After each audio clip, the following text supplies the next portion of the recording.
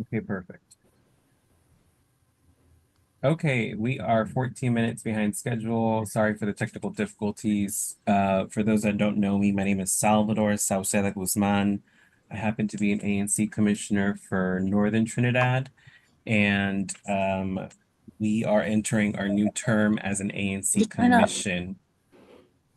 And with that being said, we currently don't have any official officers or assigned and assign executive committees or chairs as we have to make these administrative decisions together as a new commission at the beginning of every year. Um, if you have had a chance for the public to view our agenda, you can readily find that agenda on our ANC 5D website. And I'll start off the meeting officially at 7:15 p.m. A call to order and roll call. Commissioners, if you are present, all you have to say is present when I call your single member district. With that being said, I'll start the roll call. 5D01.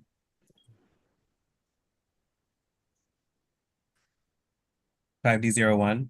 Present, can you hear me? Oh, we can hear you now. Okay. 5D02. Present. 5D03. Present. 5D04 is a vacant seat. 5D05, I'm present. 5D06. Present. 5D07. Present. 5D08. Present. 5D09. Present. Perfect. Looks like we have a full house for those that got sworn in earlier this month. We do have a vacancy in 5D04, and to give a little bit more insight on that area, that is right below technically the Northern Trinidad single member district where I am. It's kind of central Trinidad. And the OANC has already made a notice that there is a vacancy for that seat. And if you're interested in that seat, you just need to contact the Office of Advisory Neighborhood Commissions. And a quick Google search will give you that phone number, and they're always readily available to speak anytime between 9 to 5 on a weekday. Okay, we have quorum tonight, so we'll move forward to adopting some items before we go into our standing presentations. Those standing presentations are going to give us an opportunity just to introduce ourselves as new commissioners, get MPD to do the public safety report that we always ask for. I believe, do we have the mayor's office here today? May or may not have them. Says we do. And we have a special guest from Councilmember Parker's office joining us. So with that being said, I will ask commissioners if there's any needed changes to tonight's agenda before we adopt the agenda as a whole. Any needed changes or additions? I will request to make a change to tonight's agenda as it was noticed to the public 7 days in advance of tonight's meeting. The Office of Advisory Neighborhood Commissions, the OANC, they've confirmed that we no longer need to sign an agreement for the ANC Security Fund. And with that being said, I would like to remove that item as a 2025 administration item from the agenda. Can I get a second on this modification request? Second. Second by Commissioner Arbuckle. All in favor of amending the agenda by removing this participation in the ANC Security Fund, say aye. Aye. Aye. Any opposed, say nay. And any abstentions? Okay, motion carries. Thank you. We'll scratch that off the agenda. Were there any needed changes or additions needed to tonight's agenda? Okay, hearing none. We'll go ahead and adopt the agenda as amended. Can I get a second on adoption on a motion to adopt the agenda as amended tonight on January 14th, 2025? Second. Second by Commissioner Arbuckle. All in favor of adopting tonight's agenda as amended, say aye. Aye. Aye. And You have to come off of mute in order to vote. Aye. We'll do that one more time. For a motion is on the table to adopt the agenda as amended. Second by Commissioner Arbuckle. I'll ask again, commissioners, all in favor, say aye. Aye. Aye. Aye. Those opposed say nay. And any abstentions? Okay, thank you. Motion carries.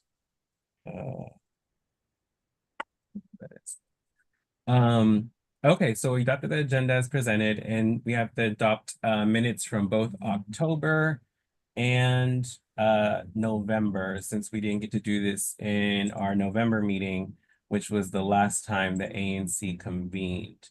The meeting minutes were shared with commissioners earlier this month for October and November. Commissioners, were there any Commissioners, were there any comments or edits needed to the meeting minutes presented by former Secretary Commissioner Roblin?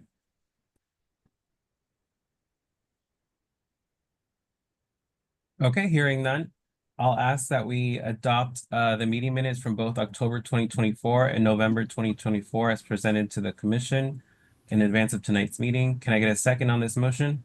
Second. A second by Commissioner Roblin. All in favor of the motion, say aye. Aye. Aye. Aye. Was that an aye, Commissioner Holzendorf?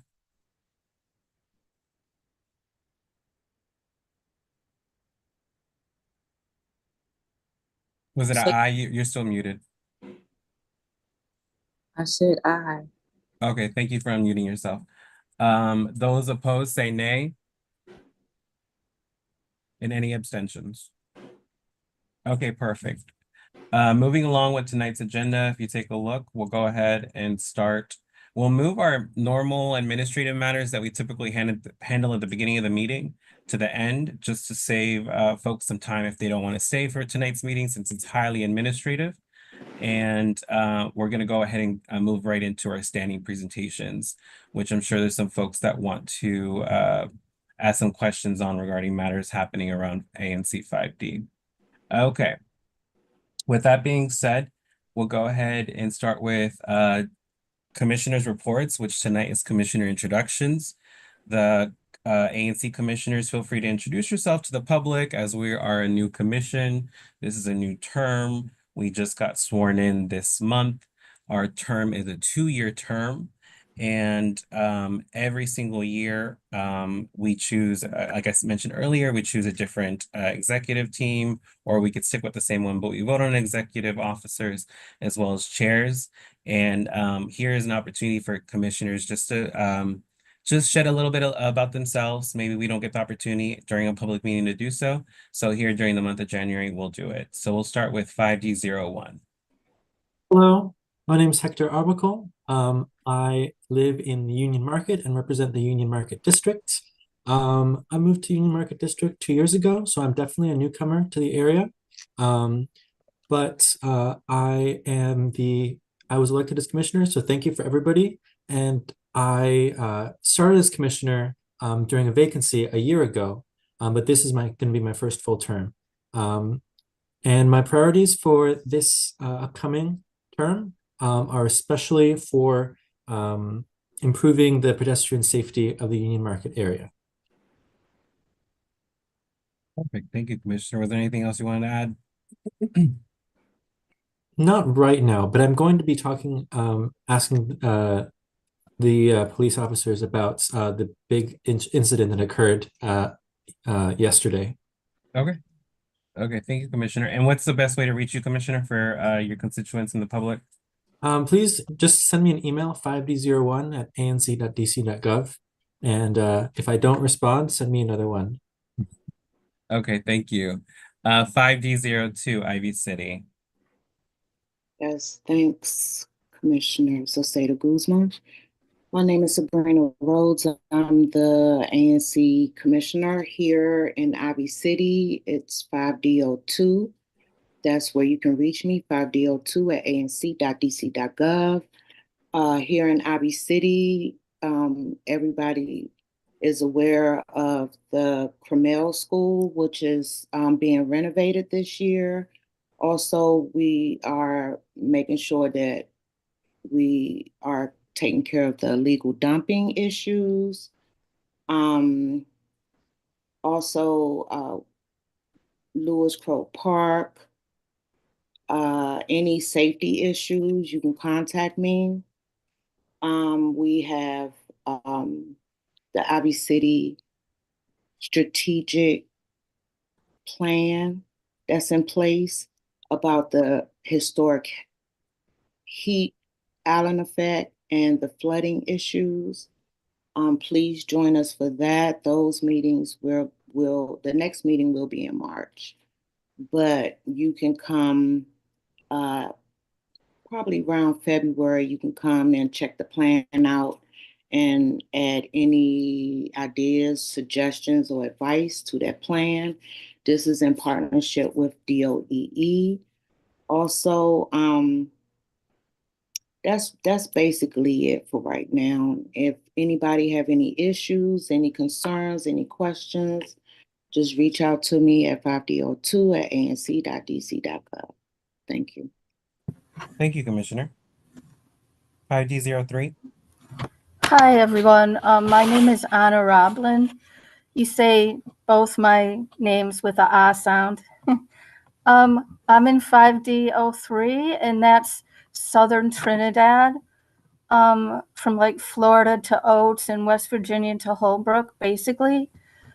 Um, you can reach me for my email, which is 5D03@anc.dc.gov, and you can reach me by phone or text at 202-651-0581. I've been chair of the Trash and Beautification Committee, and we started a beautification group, working on getting more trees planted and starting a food forest or community garden. We're working on a food forest at Trinidad Rec Center, and we're going to explore the idea of creating a community garden or a food forest at Joe Cole Rec as well.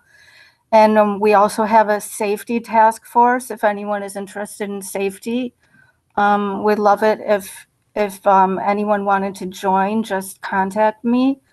Let me know. I also want to put a little plug in for our ANC 5D News and Events newsletter. This is a newsletter where it gets mailed out. It's in flux how often it's going to get mailed out, but it's going to go out at least a couple times a week.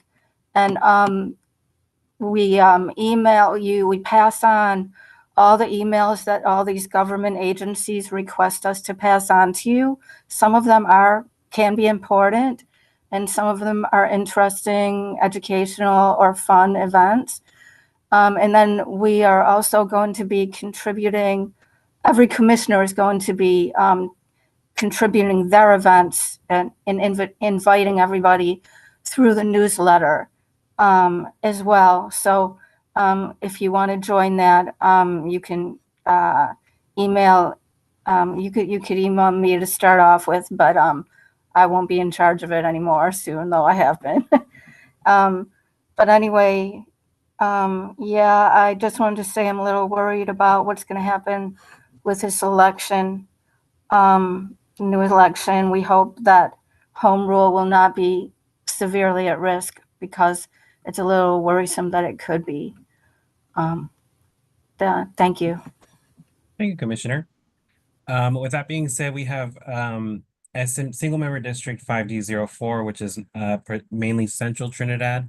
The position is currently vacant. The position can be open to anyone interested in running for the seat. Feel free to contact the Office of OANCs or Google OANC DC to get their contact information to be able to reach out. For those of you that might be actually living physically in 5D04, in terms of who to reach out to, Typically when there's vacancies on a commission, the chair is the point person that you reach out to. So whoever is elected for that position tonight will be your first point of contact as an ANC commissioner for any matters until someone's officially sworn into the position. So if there's any questions on that, feel free to reach out to me directly. Also, if you're interested, as we're looking for engaged residents that do want to make a difference in their community, as well as assist the commission in any way possible. So we do look for some great go-getters as we have in this group right now. Okay, with that being said, 5D05, that is my single member district. My single member district covers Northern Trinidad, particularly parts encompassing West Virginia Avenue and extending a little bit outside of that, all the way up to 16th Street in Trinidad, down off of Miggs Place and parts of Holbrook Street and Holbrook Terrace. I'm a resident of Trinidad. We all have to be residents in our single member districts, and I'm a proud member of the community. I live off of Miggs Place. If you live off of Miggs Place and you haven't seen me, you're probably hiding in your closet somewhere because I'm always on the block cleaning up. But a little bit about myself. This is my third term as an ANC commissioner. I became an ANC commissioner after the issues I saw happening because of the pandemic, and decided to run. This recently I completed my second year as chair for the commission. Created that new wonderful hardworking committee, Trash and Beautification, and have been doing my best on public safety. Particularly in my single member district, public safety is a top priority issue, which also aligns with my strong commitments towards any movements to get rid of illegal dumping. We all know it's a serious issue in South Ward 5, just like a lot of our brothers and sisters east of the river. We are a dumping ground for folks that just want to do bad business in our areas. So I think we've been doing some great strides, but there's still a lot of work. I don't do the typical DC questions, but for those that were interested, my 9 to 5, which I'm actually still here, I work in conflict resolution. I work for retired judges that mediate and arbitrate cases. It's been a beautiful 5 years so far, and I look forward to continue working in the work that I do. I'm around a lot of amazing people in the legal field, and not that I'm a lawyer or anything like that, but I gain a lot of great wisdom that I try to pass off into my role as commissioner as well. So I love the work that I do. I will say strongly that sometimes it gets a little stressful or hectic. So I do my best to protect my mental health and my mental peace so I don't burn out, because as a commissioner who cares, we can't burn out. We can't burn out because we got work to do. So if you need to reach me, my best way to reach out to me is by phone, and my constituents do that on the regular. Some constituents send emails, but for the folks that call me or text me, I actually appreciate the calls. I appreciate the texts because you're reaching out to me for something that you think I might be able to help in, and if I can't, I damn sure will find someone that can. So that's a little bit about me, and if you need to reach me, you can take my phone number down, 202-826-7807. Feel free to text or call there. Or if you're a little shy, shoot an email, 5d05@anc.dc.gov. Thank you. 5D06. So much. Good evening, everyone. So my name is Charquinta McCray, but you can call me Char. I am the first newbie up tonight. It's incredibly exciting to be a part of an amazing commission, and a little bit about me. So I live on 17th Place. So 5D06 Trinidad Carver Langston crosses across Bladensburg Road and 17th Street. And I live kind of in that wedge in between. So if you ever need to reach me, I'm on the 1000 block of 17th Place Northeast. And a little bit about me, I work for the federal government. and I've been a federal employee for a few years now. In terms of ANC, some of my first priorities will be to make sure I'm accessible. That's one of my first things. I want to be accessible and responsive to your concerns. And if you ever need to reach me, similar to Commissioner Guzman, feel free to reach me and I'll drop my email, cell phone, where you can text, call me. I'm also very accessible on social media, so you can reach out to me on Twitter, Instagram, Facebook. I am on all forums. I'm even on Nextdoor. So feel free to reach out to me and I'll drop those in the chat in a second. But we have a lot of upcoming things in 5D06 from, as many of you probably have already seen, the 17th Street changes that are occurring. As well as Bladensburg Road. There are going to be a lot of changes to that upcoming and in future years. And I want to make sure that we as residents have as much input as we possibly can and hope to steer that in the way that works best for our area. So those are some of the upcoming things, especially the 19th and L Street, Carver Langston Park as well. But I'm getting caught up right now as a newbie. So reaching out to DDOT, DPW, all of the necessary folks so that we make sure that we have kind of the current baseline so that we can just move forward. So over the next few months, my goal is to make sure that we're focusing on public safety, trash management and illegal dumping. And a few of you I have had conversations with in regards to illegal dumping. So we'll continue those conversations and have those meetings and get things across the board. But feel free to reach out whenever. I'm here to chat. Always love to talk. So I'm excited to be here and I'll drop all of my information in the chat shortly just so that you all can follow me and connect with me. Thank you, Commissioner, and welcome to the commission. We have 5D07. All right. Good evening, everyone. Happy New Year. Thank you for being here for our first meeting of the year. I'm a returning commissioner, 5D07. I reside off of 19th and Benning Road. And so most of my constituents, we can just keep the communication going how we have been doing. You can reach me at ANC. I'm sorry, at 5D07 at anc.dc.gov. A lot of you have my phone number. I think I received 2 texts tonight about not being able to get on this meeting. So please feel free to do that as well. I just want to highlight real quickly that I am aware about the water main break last night. I was impacted by that as well. It actually impacted between 18th Street and over to 20th Street, but everything was back restored closer to around midnight. But I do want to let everyone know that I was on it and we were trying to get as much information as we possibly could from DC Water, but it was a water main break, so I wanted to just kind of give that information right now when I could. Everyone that knows me from these public meetings know that I'm real passionate about the seniors in our community, the children in our community, and definitely pedestrian safety and development that's sensible. So I plan to continue to have those same passions and continue to work toward really just meeting you all, any new folks that I need to meet where we need to be. I'm really looking forward to this commission and working with everyone that's here, partnering with folks that are on this commission this term, and really being a productive commission for everyone as a whole. And hopefully we can even be a model for other commissions to want to follow. So I'm really excited about that and looking forward to a healthy relationship with everyone this term. Thank you. Thank you, Commissioner. Great word. 5D08. Hello, how are you? I'm Juanita Hosendorf, and I'm 5D08. My area is part of 19th Street, M Street, half of L Street.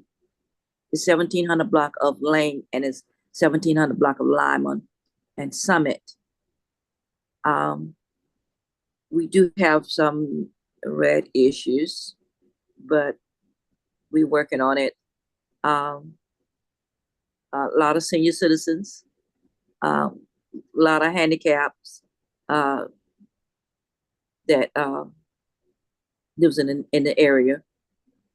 I've been in the area for 58 years. I've been owning for 52 years, a home buyer. My phone number is 202-398-2316. It's the best way to reach me right now. A few trash issues that we're working on.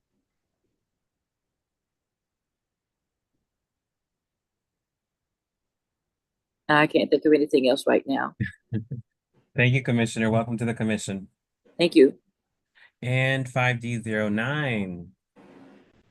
Hello, everybody. I am Commissioner Green Campbell. This is my first time. You can reach me at 5D09 at ANC at dc.gov. And my telephone number is 240-391-7170. 5D09 consists of a little bit of 19th and Street in Bennett, all the way to 21st and M Street. And also I deal with Brown. So if you need any help, you can contact me. I'll tell you a little bit about myself. I am a resident advocate, so I advocate for residents for any housing issue. So I've been doing that for like 3 years. So if anybody in my district have any problem, you can contact me and I can work with you. And also, the issue that I need to work on is a rat problem. That was told to me that we have a rat issue. So that's one of the main issues. And then I have another issue with Langston Terrace residents that we have to build a fence for them for protection. So those are two things I'm actually working on. So I already have a petition. So that, excuse me, and that will be submitted. So those are the two major things of getting the fence up for Langston residents and the working on the rat problems in the area. So if you need me, you can contact me. The best way to contact me, though, is to call me. So you will definitely get in contact with me through that. So I'm here for you. Thank you, Commissioner, and welcome to the commission. Thank you. Okay, so we have 8 commissioners with 1 vacancy on our commission. And I know as a commissioner, just a regular commissioner, I look forward to working with this commission. I look forward to the great things we're going to do in these next 2 years. With that being said, we have our remaining standing presentations by the 5th District, Metropolitan Police Department, the mayor's office, and the council member's office. For those that are representing these offices, can you please use the raise your hand function and we'll update you to panelists.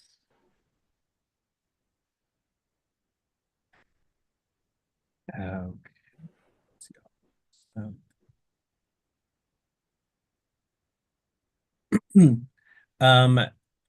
For the public, there might be some questions regarding some of the matters that will be discussed moving forward. We have a Q&A function on the Zoom. Please drop questions in there and we'll be able to directly get those questions answered.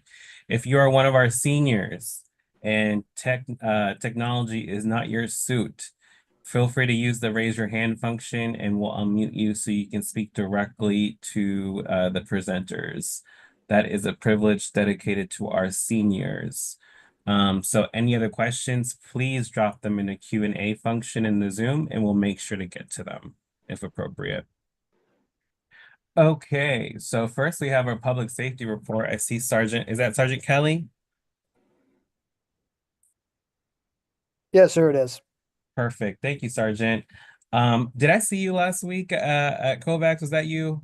No, I think the last time I saw you was one of the in-person meetings in the Trinidad Rec Center. Got it. Yes, I did. Yes, I did see you there. There's another officer out there somewhere. Someone at the 5th District looks similar to you. You probably get confused with him sometimes. But we're happy to have you here. We're looking forward to getting the police stats from last month and anything that's been going on this month, and get some questions answered on some specific matters that have been going on in 5D. Yeah, sir, would you like me to go through that now? Go ahead, sir. All right. Our year to date, so as of right now, just for the month of January that we've had, our total crime is up by 7 at 50 for right now. However, our violent crime is down from 11 to 8. No homicides to date, no sex assaults. one ADW, I believe, from the other night, and then we're down on robberies from 8 to 7. However, in reference to that, 5 of those robberies were tied together with these robberies of establishment that our crime suppression team basically were able to make an arrest on the other night. So those ones will all essentially be put down. Additionally, the property crime is up slightly from 32 to 42, mainly due to thefts from auto and thefts from establishment from the different businesses.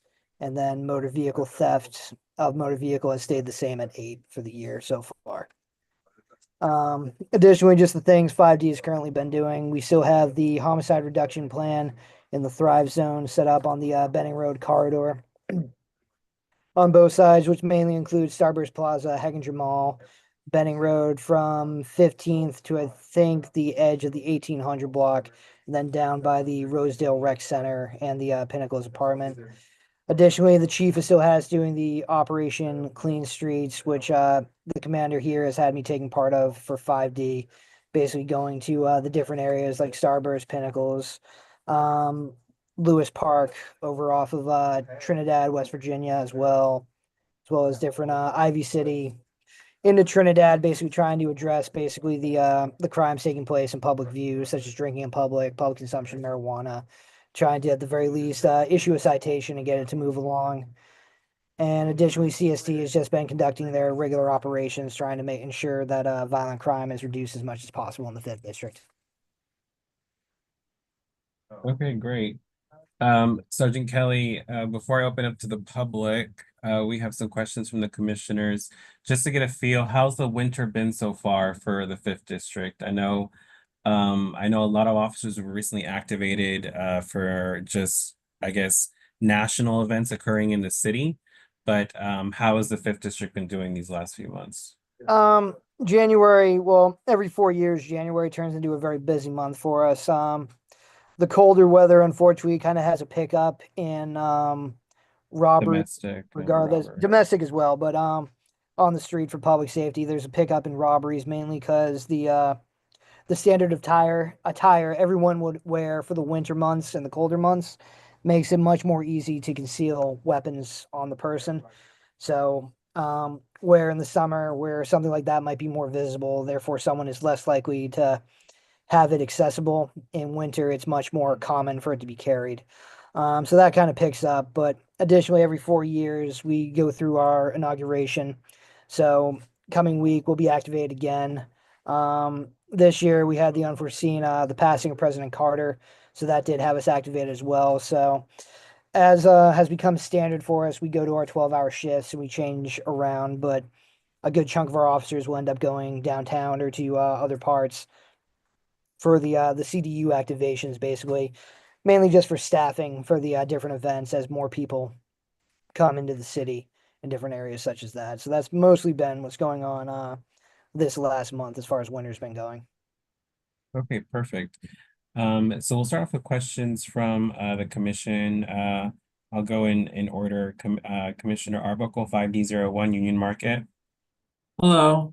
I have a bunch of questions.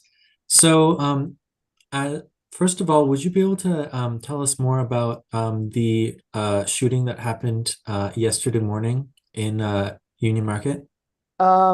In brief terms, essentially, yes. However, as it's still a very active and ongoing investigation for the department, there is a lot of it that essentially we won't even know here at the station or anything like that till a long way down the road, if ever. But essentially, call came into our radio zone, so officers ended up going there, potentially off of originally a call that didn't quite include, but then it was updated that there was a person with a gun that had discharged at the location, which then led to the officer's response. Unfortunately, in the course of the officers trying to take action to make an arrest or to properly investigate the scene, I should say, the firearm ended up being discharged, and we ended up having 3 of our officers getting shot.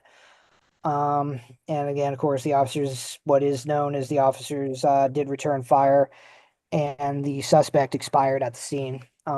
It's actively being investigated by our Internal Affairs Bureau at this time as they go through. The officers are in recovery, I believe, still getting treatment for their injuries. Thank you very much. And of course, my best wishes to the officers and our sincere thanks from all of the people in Union Market. Yes, sir. I do have some follow-up questions. I don't know if the other commissioners want to talk first because I have a bunch of questions. For this, is it for this matter? Yeah. Yeah, we're still on it. All right. So for so it turns out the residents, we talked among each other after the incident, and it turns out that some residents had actually noticed this person's behaving erratically in the days prior. And so it seems we're wondering whether is there any process for a wellness check for people who are behaving erratically in a building where they can be identified for get them help if they're behaving erratically in a way that's threatening to other residents? Yes, sir. So essentially, it would be a 911 call to do a check on the welfare. The officers would be able to go out.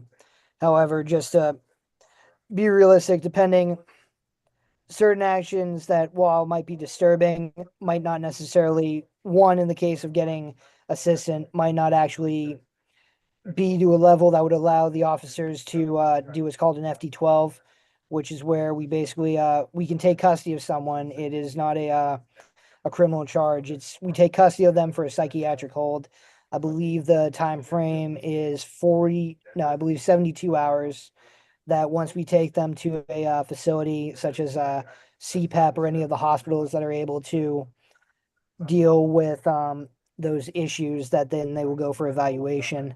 But again, we get the call, we'll come check it every time, but it doesn't necessarily mean that the officers will have a justifiable reason to actually go through with that at those times, depending on what the behavior is. Additionally, if the actions are threatening in nature or rise to the level of a crime, then of course the officers will come investigate that. And if it is a crime, then we will address it that way as well. Thank you. What are the types of behaviors that would like rise to the level of the LD12? For the FD12 is essentially either a harm to oneself or to others would be the justifiable behaviors that rise that we're able to then take custody of. Is threatened harm count? Again, threatening harm to self would count for that. Threatening harm to others might, depending on the situation, could essentially be a crime. Okay, all right. And just a few more questions so that because I'm going to show this video to my constituents afterwards for those who weren't able to watch it now. So could you talk about just the general situation of how police patrol like the Union Market area? I know that there's a situation where there are some that are like off-duty police officers that are hired by like the Union Market districts. Would you be able to just go over how it works? So generally, depending on the needs of the 5th district, kind of depends on what can be sent to different areas as far as officers that are working, they're assigned toward duty, whether it's on the day work, the evening, or the midnight shifts. And then depending on the time of year or the situations and what would be best for that would depend on if they're sent out with a vehicle or sent out on an alternate mean, either on foot or say a bicycle. When it comes to off-duty part-time officers, that's on the local businesses themselves on if they're willing to essentially hire and pay for the off-duty officer, as well as basically part of the fee also goes to the department basically as a fee basically for the training and the equipment the officers using while there. But in terms of if any of the businesses want a part-time officer, they essentially just have to go through the city to set up hiring one and then having an officer that will do that for them. But the part-time officers, particularly, it's on the business itself. We can't force a part-time on any location or anything like that, sir. All right. And then is there any way that we can access, is there like an online way to access a list of the incidents that occur in a particular area? Just Um, like all the incidents. that's essentially just the crime stat website that Mhm. we pulled that I believe you have access to through the Mhm. ANC. It's all the statistics there. We don't have any other list If of you them. don't mind if I jump in on that. So Yes, sir. it's just go to dccrimecard.com Mhm. and you should be able to see everything that we are seeing about crime, property crimes, violent crimes. You can actually separate it if you want to see the stats or the crime by week, by month, last 2 or 3 months, or last 12 months, or a year. Thank you so much. And then I believe this is the last question. So in the past, I've talked to police officers in like one of the community walks about crime that or like crime or thefts that occur within buildings. I know there was another constituent who was raising the issue of, for example, stolen cars in the gantry. And it was the impression I got from what the officer said was that the police are not able to. There was some type of limitation on on what the officers could do within the buildings. Are there are there limitations, or how does the interface between the police versus like the apartment building's own management security, how does it function? It tends to be on the establishment, whether the property owners or the leasing company, as to what we have access to and Hmm. um, where we can go. If they essentially reach out to us and they want us to have access to Hmm. the building to the common areas such as the lobbies, the parking lot, Hmm. things like that. Um, if it's that's their choice to give that to Hmm. us, they Hmm. are perfectly welcome to. However, in terms of if it's an issue with the property hasn't secured their doors or they're not Hmm. fixing the doors or they don't have a good system in place that is preventing unwanted or people that don't live at the location from getting Hmm. in, then our patrol officers really aren't going to be able to get into a parking lot that requires an ID or something like that to get into as part of their routine patrol. So Hmm. Hmm. once it's reported to us, we will address it and take the proper report and actions we can to get the property back and to address any criminal offenses.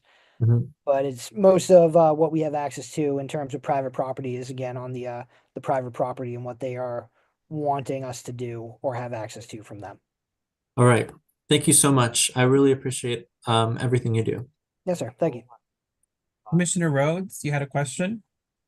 Yes, I had a couple of questions, but Okay. I'm not going to be that long because Arbuckle took a lot of time. Go ahead, go ahead. First, Sergeant Kelly, um, you mentioned that you all were out handling folks that are drinking in public and smoking marijuana in public. What are you doing to the folks that are drinking in public and smoking marijuana in public? That's question number one. Question number two, the inauguration is next week, and there's a website where you can get alerts, the DC and NOG, or you can go on X or Instagram or Facebook. Do you all have those emails or at MPD or at DC and NOG? Do you have those handles or websites where you could put it in a chat for our constituents so that they could be alerted for anything, any updates that's going on with transit, with MPD? Um, and also, will there be someone in our communities um, as far as, because we know what happened 4 years ago. We Hmm. don't want to see that again. So, are there some folks that's going to be in our communities looking out for the residents? Yes, ma'am. So to the last part, when we do the activation, there is a contingent of officers that remain in our patrol section. I'm going to be one of the sergeants on our overnight tour for the next week, so I will be here along with the assigned officers that aren't on a civil disturbance platoon. Um, and we go about our standard operations of actively patrolling and responding to 911 calls. So we will be there. The lieutenant in a bit might be able to address a bit better the how MPD puts out information on the different forums. Additionally, with the crimes such as public consumption of alcohol or possessions of open containers of alcohol, public consumption of marijuana, as they are crimes, and if they are in plain view, it is essentially our discretion on how we will deal with them. Whether that's a custodial arrest where we actually bring someone to the station for processing, or we can essentially do an issuance of a citation, which similar to like a traffic infraction or a ticket that you'd be given. It's essentially a citation ticket that we give in lieu of actually making the arrest. It still would qualify as a criminal charge. It goes through the process of if you wish to come to the station to pay, do it, which would be an admission of guilt, but which would essentially end it. Or if you wish to challenge it, you can basically come in, they'll issue a court date, and you'll continue on with it the same way you would any other charge. Or again, the penalty, if it's not paid, is we would essentially seek a warrant for the arrest at that time. Any other questions, Commissioner? I thought the lieutenant was going to cover the inauguration. Oh, sorry, go ahead. Yeah, so I don't know if you can't see the chat. So I sent all the different links that we have on X, Twitter, Facebook. That's when we provided most of the information reference about any major event, protest, or the inauguration. So you guys have those resources available. We also have the public information office that should be able to provide you with any information you need in case that you have questions and you cannot see it in any of our social media website or also the news. So we also work in partner with the news and the business community, so we can provide this information because let's not forget, not only just for citizens, but our businesses in the city, they also need any update that we can provide to them because our customers are coming to the city. They want to know what are going to be the street closures, what is the outside perimeter, what access is provided to everyone or to the public, and which ones are not, and it's just for law enforcement purposes or members of the government or military.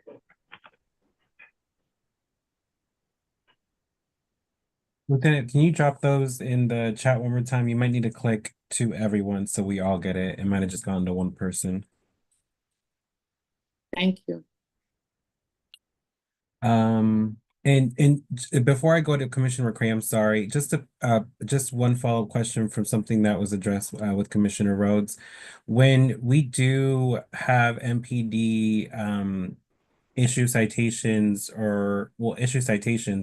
for alcohol consumption or cannabis consumption in public, what does that look like? Like what are residents, walking away with, or are they even walking away? Are they getting arrested or is there like a big fine? Do you know what that looks like, Sergeant? The fine isn't too much depending on what the infraction is. I believe for the two I mentioned, it is a $25 fine. The difference is it's a non-custodial arrest versus a custodial arrest. So the interaction is the same as if the interaction is the same. I would essentially go up and I would be stopping someone for committing a crime in my presence, essentially, that I've witnessed. From there, it still goes through the same procedures of we would need to collect their information, name, demographics, such as that, ensure there were no active warrants. And then once that's done, essentially, on our discretion, it's essentially the choice between if we would make the custodial arrest, where they would come back to 5D for the processing, where they would either be sent to the central cell block, depending on the circumstances, or released with a court date where they would then have to respond to court. Okay. The citation is in lieu of that process. We issue the citation. It gives the option for the person who has committed the crime. They can either pay the citation, which would be the admission of guilt, but would end it there, or they can choose a court date still, and then they would be issued a court date the same as the custodial process, where they would be able to go in and basically make their defense of the action or the conduct. Or again, if they chose to ignore it, then we would seek the arrest warrant. I see. Okay. Got it. Thank you, Sergeant. Thanks for explaining that. Yes, sir. Commissioner Cray, patiently waiting. Hands up. Go ahead. It's a pretty quick question, I think. Just as CVS is leaving at Bladensburg Road, what is MPD's plan to kind of combat anything that could happen as a result of a potential vacant building? Is there a plan in place right now? Generally speaking, again with the private property, we can always focus or modify our patrols to deal with the issues that come. And there's certain actions once something has kind of become an issue, there's certain actions we can take, such as going through the city and declaring it a blighted property essentially, and then that gives the city more control of boarding it up themselves. But to start with, it again would be on whoever owns the lot to secure their property. And again, any issues that then come from them either doing that or failing to do that, we would then address either through our patrol techniques, our posted units. Currently, as that is one of the areas and its close proximity to Haginger Mall and Starburst Plaza, we generally have at least one unit posted there currently. So the CVS leaving wouldn't necessarily, it isn't going to change where we post that unit as long as we have the HRP there. So we will actively still have units right there.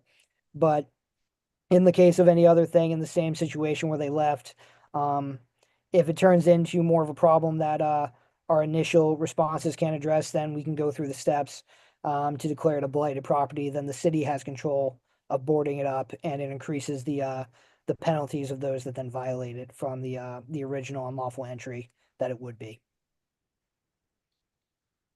Thank you. And I know Oliver Stott from the council member's office has been following the CVS matter, so he'll probably bring it up during their time to speak. Okay. We got one question in the Q&A, and then I have a final one for tonight. Skip Keats saw that a shooting occurred yesterday on Benning Road Northeast at 20th Street. Noted that the police were looking for a suspect. Has an arrest been made on that matter? At this time, I don't have any knowledge whether or not they made the arrest or not from last night's incident. Okay. Thank you, Sergeant. And then mine was a matter that happened in Northern Trinidad at Kovacs Liquor Store. The current business owner that's been running that liquor store has been there for about 10 years now. And according to Sammy, he has never been robbed until 2025. And they were robbed, I believe, a couple weeks ago, and then again last week, supposedly by the same suspect. I know the lieutenant gave me some updates, but can we give some updates to the public in terms of what happened there? Was that, I believe, and the lieutenant can correct me if I'm wrong, but I believe that was essentially the one I said was closed by the arrest, which tied into, I believe, 5 others, which would include the double at that location. That's You're correct. saying Yes.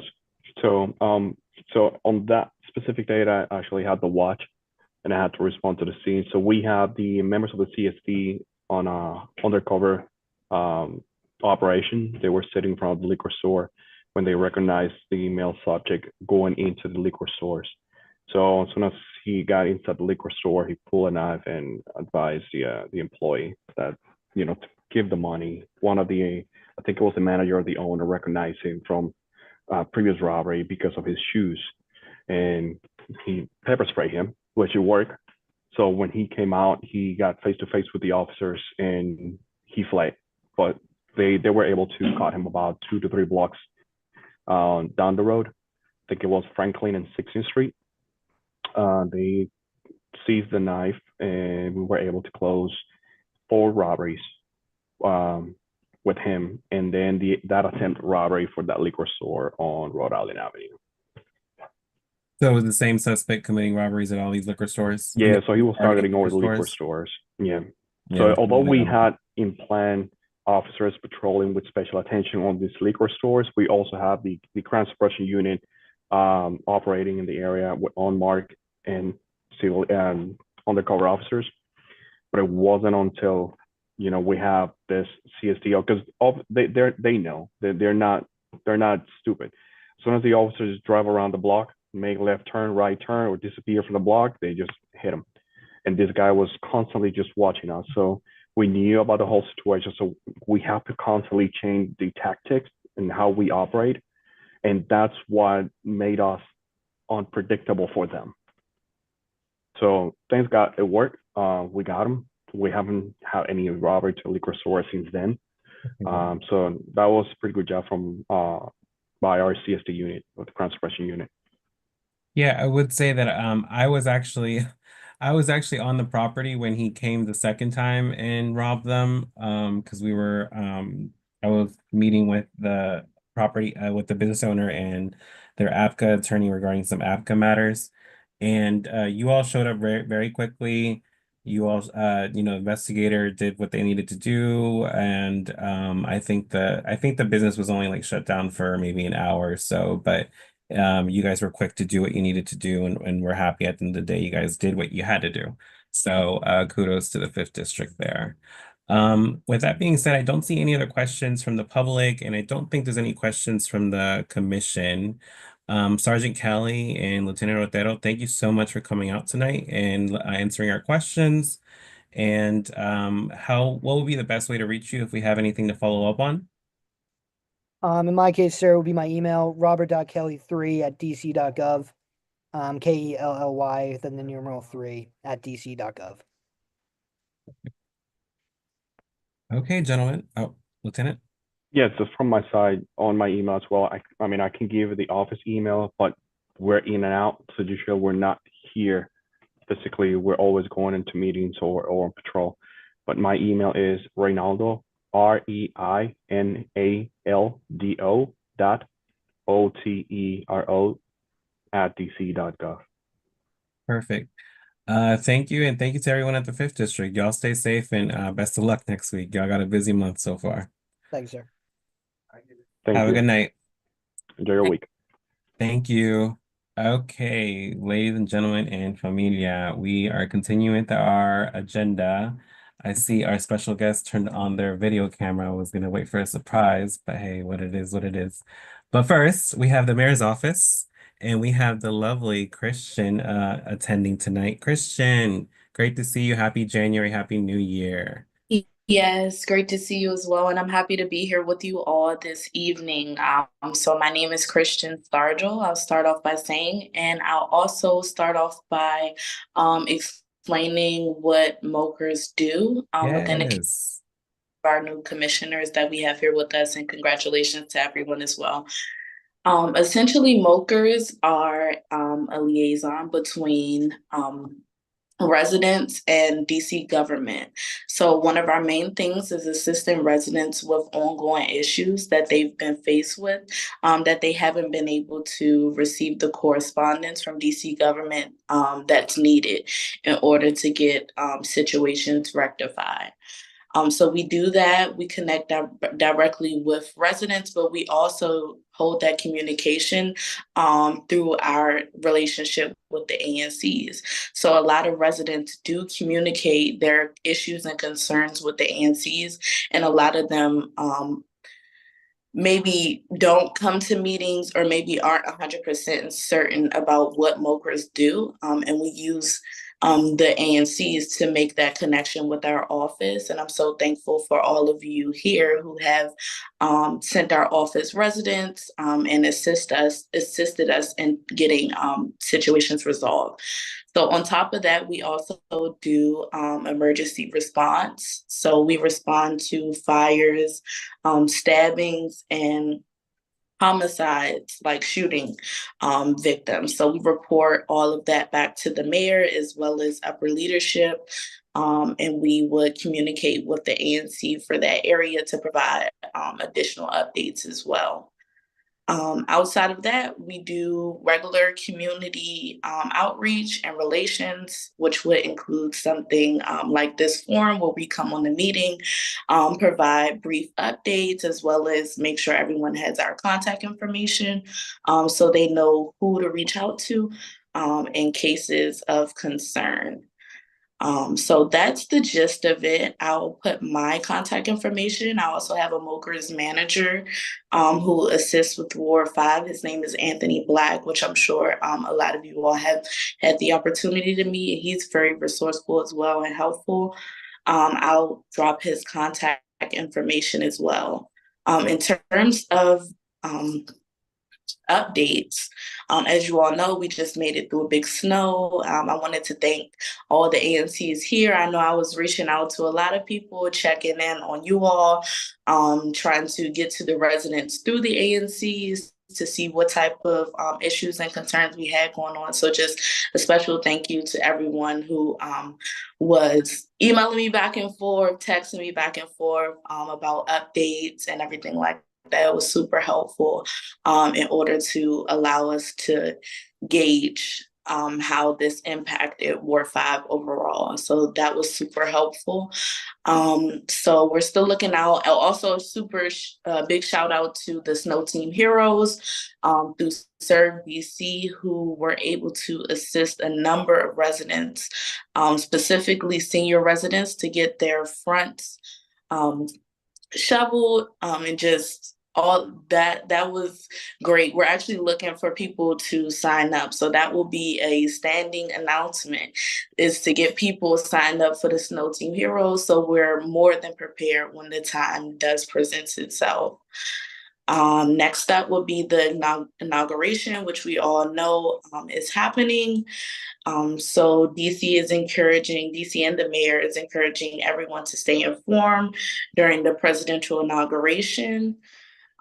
There is a number in which you can text to receive updates, including street closures, weather alerts, and transit updates. And that number that you can text is 888-777. And that abbreviates DC Ignog. Also, you can visit inauguration.dc.gov. So like I said, as our city prepares to host the 60th presidential inauguration, stay ahead of street closures, severe weather, and transit updates impacting neighborhoods across DC. And I'll drop the link for that. The last update that I wanted to make sure everyone was aware of, so you all can have adequate time to get signed up for, is the MLK holiday annual peace walk and parade. So there are a couple of events that fall under that, starting on January 17th, where you can volunteer. So it'll be community cleanup at 2 p.m. Shepherd Parkway. So that's like a citywide cleanup where everyone will be coming together to do that service for in observance of MLK Day. Also on January 18th, there will be a MLK Peace Walk and Rally, and that will begin at 9:30 a.m. And that is also at Shepherd Park. It's at the intersection of Malcolm X and MLK Avenue. So the links that I will drop will have more information about each of these events that I'm speaking about, as well as a registration for you all. The last two, also on January 18th, MLK Health and Wellness Fair at 10:30 a.m. And that will be held at the Entertainment Sports Arena at 1100 Oak Drive Southeast. And then the last, of course, on January 18th as well, will be the MLK Day Parade, which will begin at 10:30 a.m. And it will be for the first time held indoors, and that will be held at the Entertainment Sports Arena as well.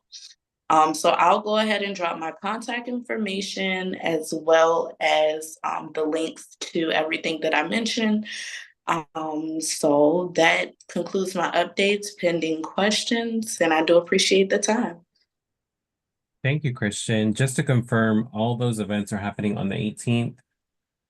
All of them are happening on the 18th outside of the community cleanup, which will be held on Friday, January 17th from Understood. 2 to 4 p.m. But because of the inauguration, nothing's actually happening on MLK Day. No, not, no. Okay, it's all good. It's probably safer that way. Are Yeah. there any questions from the commissioners for Ms. Christian? She's been doing a great job. I think she's been doing a great job since she joined the team with Mokers, and she's been actively, like literally on the ground, boots on the ground, on the block. So, Ms. Christian, we appreciate you. We appreciate seeing that anytime we see it in DC government because we don't see it often. So when we see it, thank you. Like, we really do. So we appreciate your work. Um, don't see any questions in the Q&A. Are there any questions for Christian from the commissioners before we move on? No? Okay. I did drop your email in the chat, but if you want to share your contact information again, Christian, feel free to do so. And thank you for joining us tonight, and we're looking forward to working with you these next 2 years. Thank you for having me, and I look forward to working with each of you as well. And to Commissioner Robin, I saw you. I wanted to throw you a heart back. All right, you all have a great one. You Okay. too. Be safe. All right, you too. Okay. With that being said, we're moving along with the agenda. We're doing really good on time, so let's keep up the momentum. We have the council member's office here today, and if you didn't notice, we have both Oliver Stout and the council member joining us tonight. So don't bombard them with too many questions, because I know we're quick to do that over here on the south side of Ward 5.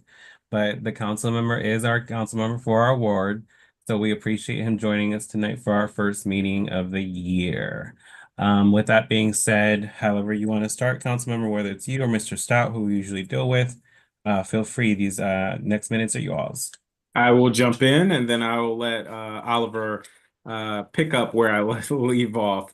But welcome and good evening, everybody. I am thrilled to be with you. I want to say congratulations to our new commissioners. Some of you should have received an email where I'm trying to do one-on-one connections. If you haven't received it, you will. There will be an opportunity for us to connect as all commissioners across the ward, as well as our civic leaders in the coming weeks as well. But I want to say congratulations, as well as to our returning commissioners for continuing to fight the good fight on behalf of your community. I'm Councilmember Zachary Parker. I have the privilege of representing Ward 5 on the DC Council. It is truly an honor. I am entering my third year on the council. This year, I was named the chair of the council's Committee on Youth Affairs, which will have oversight over several agencies, including DYRS, CFSA, the Office of the Attorney General, the Office of African Affairs, African American Affairs, and several smaller agencies. And I'm happy to talk more about that. But just zooming out generally, for Ward 5, I think I am as optimistic as ever about our path forward. We have seen, among other things, a drop in violent crime across the district. And I'm super proud that the district saw the steepest decline in violent crime in Ward 5. And I think that is in part due to the coordination and the collaboration of neighbors and everybody pitching in, working hand in hand to keep our community safe. We secured many budget wins last year, and we are quickly approaching the budget cycle for fiscal year 26, which will jumpstart on April 2nd when the mayor shares her budget with the council. Some of the things that I'm looking forward to, I'm really excited for, the Office of Planning is currently conducting a study of Rhode Island Avenue, where we will push for significant investments. My goal is to completely revitalize that corridor from about 12th and Rhode Island up through the border of the city. I know that is not in ANC 5D, but we're really excited about it. We are also excited about a Ward 5 Business Center, which very well might be located in ANC 5D. The Deputy Mayor for Public, Dimped, is conducting a feasibility study now. In this year's budget cycle, we will be surveying where might we locate such a Ward 5 business center. And the last thing I would say, I'm super proud of the child tax credit, which went into effect early this year, where families with children under the age of 6 will receive up to about a $450 credit per child. My goal this budget cycle and future budget cycles is to scale that so that we can include children under the age of 17 and get that investment up to about $2,000. So we have our work cut out for us. But the reason why that is so important, we saw during the pandemic that the national child tax credit slashed child poverty rates in half in the country. The first and only policy measure to do such a thing. And now we are joining a small number of states that have implemented a local child tax credit, and I'm really proud of that. As I mentioned, I am chairing the Council's Committee on Youth Affairs. If you have concerns, questions, or you are curious about the functions of DRS, CFSA, the Office of the Attorney General, or anything dealing with youth, I would say reach out to us. I plan to be more expansive than just the agencies under the purview of the committee. And by that, what I mean is we need to create a youth agenda in the district. We need to put our young people on a path towards success. We need to give them more productive outlets. We need to invest in them. We need to hear from them. So one of the things I will be looking to do very shortly is to have a youth town hall and to make this a reoccurring event where we hear from our young people in a formal setting where they can tell us about what they want to see in their communities, in their city. And so all that to say, as it relates to our youth, we've heard a lot of negative things, I would say, over the last few years. And I know that the vast majority of our young people are doing everything we're asking them to do. They're going to school. They're trying to play by the rules. They're helping out their families. And it is our job to do more to help them and give them a leg up. Last thing I would say is we have some exciting events coming up as a council office. As you all know, Oliver Stout is the Constituent Services Director. I don't know if he's announced that, but we have now promoted Oliver because he's such a dynamic resource for the ward and our team. And he will be leading up our constituent services work as an office. We are really grateful for his leadership. We have several key events. I will ask Oliver to drop these in the chat as well. But our Ward 5 public safety call, we are going to transition this to quarterly meetings. We had been doing it monthly. Given that things have kind of cooled down, we think it's best to kind of transition this to more of a quarterly call. But our next call will be January 29th.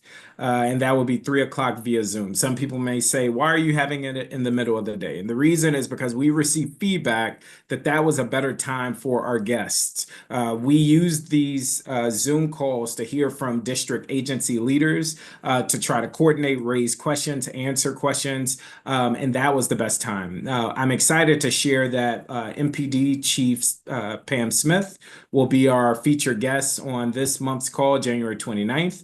So please come and ask all the questions around how MPD is supporting, addressing issues in ANC 5D. We will also hear from the newly appointed Director of WANS, Director Sneed, as she will be sharing about her new vision around how violence interruption work will be working hand in hand with all of our other public safety efforts across the city. So again, that's January 29th at 3 o'clock. It will be recorded. So if you can't join, we will have a recording, but it is a great answer for you to ask our city's public safety officials your questions directly.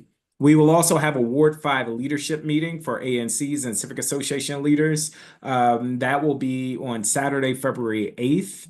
We are looking to have that at Catholic University, and this is going to be a time for you to meet ANCs and civic leaders from across the ward. We will invite some agency leaders to do some professional learning to answer your questions, and it's going to be a great opportunity. I'm going to keep moving quickly so we can get to questions, and then I'm going to turn it over to Oliver. We will have an incoming and outgoing ANC mix and mingle on February 11th to precede our ANC Ward 5 Awards program. You may recall that we had to reschedule our holiday party. And so we are keeping our word that on February 11th, we will have our Ward 5 Awards program to start at 7 o'clock p.m. at Ivy City Smokehouse in ANC 5D. And right before that, we will have an ANC and civic leaders mixer at 6 o'clock, where it's another opportunity for our community leaders to come out together. At this event, we will recognize our outgoing ANCs. We know that there is some folk who have long served our community, and we think we should recognize them across the city. And that is going to be an opportunity for us to do that. And then last but not least, our Ward 5 budget forum. If you can mark your calendars for February 25th, it is a while away, relatively, but that will be at 6:30 p.m. And we will announce the location closer to the date. But February 25th at 6:30 p.m., we will have our Ward 5 budget forum. This is your opportunity to elevate what is top of mind for you and your residents as we go to bat in the budget process for Ward 5 residents. I'm really proud of the wins we secured last year. This year, I am committed to securing even more. And so I hope you will come to that budget forum and share your priorities. I will just end by saying there are many issues confronting the district now with the new administration. To what do we do with RFK, to continuing to drive down crime, to revitalizing downtown as commercial real estate tax revenue is teetering. There are any number of issues facing the district, but I am optimistic that the district has the upper hand in all of those fights. I will just share a little bit. I did have a conversation with the mayor about her conversation with Donald Trump, where she went to Mar-a-Lago. And I'm sharing this because I think it's relevant to some of the work you're leading here in the commission. To summarize, what the mayor shared is that the former president's top focus seemed to be at that time on litter, graffiti, and trash. And that his intense focus will be on how do we keep the district clean? How do we keep the district graffiti free? And that is going to be something that the mayor is going to be focusing on. I know that is a priority for many of you all as commissioners. And so I just share that while I don't know how often Donald Trump may be riding through ANC 5D, that there may be more concerted efforts from the mayor's team to just keep the district clean and graffiti free, since that is something that was mentioned. As it relates to RFK, I am laser focused on ensuring Ward 5 wins in whatever is to come at that site. ANC 5D abuts the territory where RFK is. And I know there's a lot of talk about a stadium, to have a stadium, not to have a stadium. I'm not necessarily against the stadium. What I will say, though, is it is my personal belief that it is hard to justify putting public dollars behind a stadium when we have neighbors without access to fresh foods. We have neighbors living where utility resources aren't available, and the list goes on. That said, if there are innovative ways that others can finance a stadium, like in the private sector, so be it. At the same time, I think that site should be used for mixed use development, including housing and retail and transportation, and be a boon for Ward 7, residents east of the river, and residents in Ward 5, namely in our Carver Langston's communities. And so I will be laser focused about how do we benefit more directly, both through jobs, apprenticeships for our young people, and direct services. I know you didn't ask that, but I'm just throwing that out. That is where I am. But I'm eager to hear where residents are. I'll stop talking there. Again, thank you for having me. Oliver will drop our contact information. We're always available to you. And this is my first ANC meeting of the year. So what better place to start than ANC 5D? Amen. So we have questions available in the Q&A function if you want to drop those in there for anyone in the public. Again, for our seniors, you get the privilege to use the raise your hand function, and we'll unmute you to ask a question directly. I'll ask my ANC commissioners to go ahead and start raising their hands. I did see Commissioner Rhodes quick to raise her hand, so I'll give the first question to her. Yes. First, you said something about the graffiti. One of the residents asked the same question. Will the murals all over the city be considered graffiti, and how do we, because as far as they're concerned, it's graffiti. It's artwork to us, and it's some of them are memorials. So how would those be saved from you on mute, council member? No wonder. Sorry about that. I can't say definitely what is in the mind of Donald Trump. I was also not at the meeting, and so this is secondhand information. I did not get the sense that the president is focused on murals. He quite literally cited concerns about trash along the highway. You also have to keep in mind where his motorcade travels is often on the expressway and certain corridors leading to and from the White House. And so the mayor transparently is thinking about how the city might stand up a task force of sorts, working with other jurisdictions to keep those mainways clean. Now, some people may say, why does this matter? Well, it is important that we keep the president and the federal government at bay. As you know, with a hostile federal government, the district is vulnerable for a whole range of things, from federalizing our police force to overturning home rule to overturning legislation. And we are in a posture right now, transparently, where we are trying to be as collaborative and friendly as possible. There is a concerted effort not to be provocative, and so you should not see district leaders making outlandish statements, and that is intentional. Um, to get to your question, Commissioner, no, I do not anticipate that murals are included in that. I also would not support or stand silent for that type of approach. I do not think that we should just wave a white flag and give up everything we stand for in an effort to be collaborative. But if there are ways that we can work together, I think we should explore that. And I will just say, I know the mayor, the chairman, and the attorney general are regularly meeting about interfacing with the federal government, and just making sure we keep them at bay. And also our environmental agency.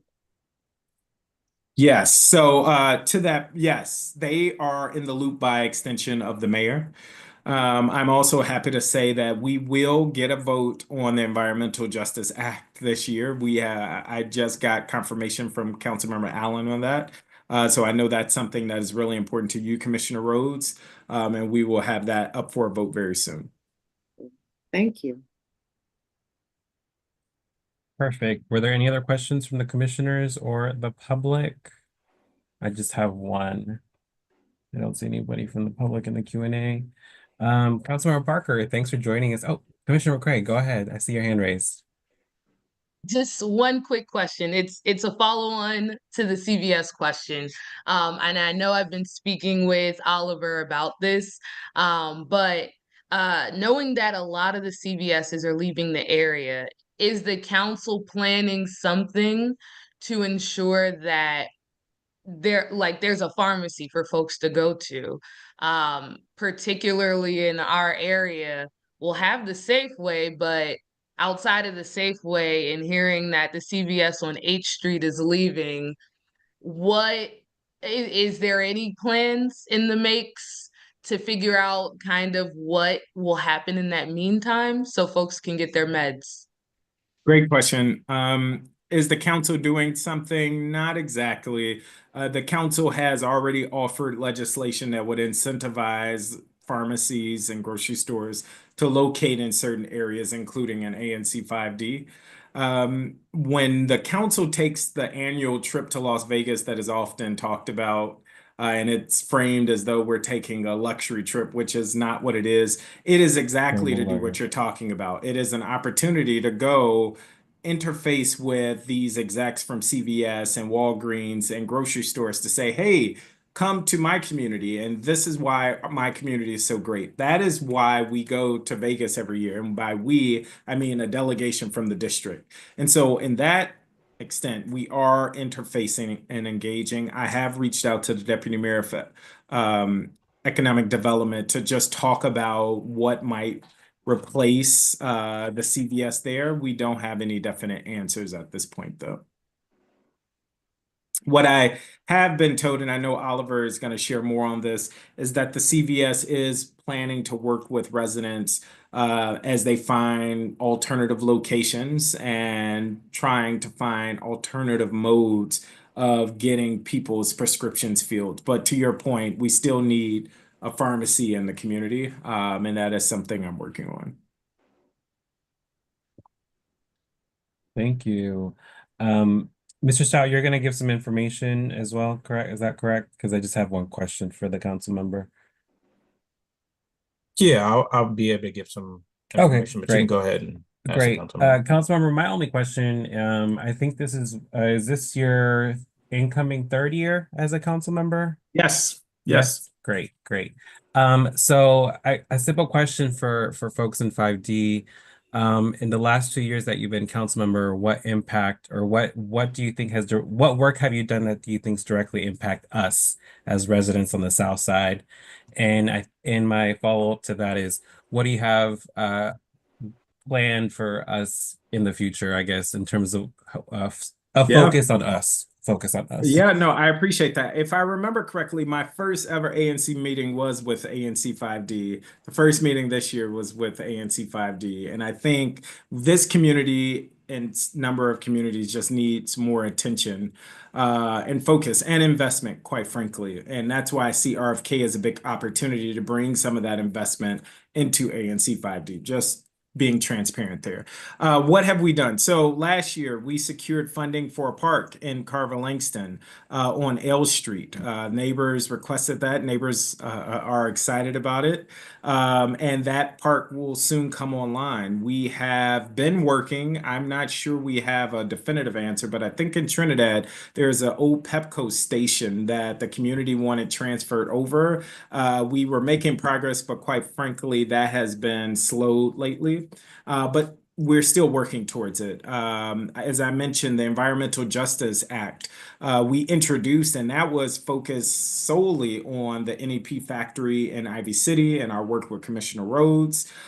We have done any number of public safety walks and community meetings in ANC 5D and many more to come. And what I would just say is what I see it, and I'll name two other things. We are currently doing work along by Two Rivers and Brown and the education campus to just address the traffic safety issues over there. And that is an ongoing effort. As you know, that is just a nightmare. And with more schools coming into that swing space, it continues to be a traffic safety concern. And so we hope to have answers around what DDOT is going to do to alleviate some of the pressure over there very soon. What I was going to say is we are working with Langston Golf Course as they are trying to revamp and renovate the golf course. As part of that, there are going to be some community benefits, and I don't want to get too far ahead of myself, but there are going to be some community benefits that directly benefit the Carver Langston community, but also I think ANC 5D more broadly, and you will hear more about that in the very near future. Perfect. Thank you, Counselor. I really appreciate that.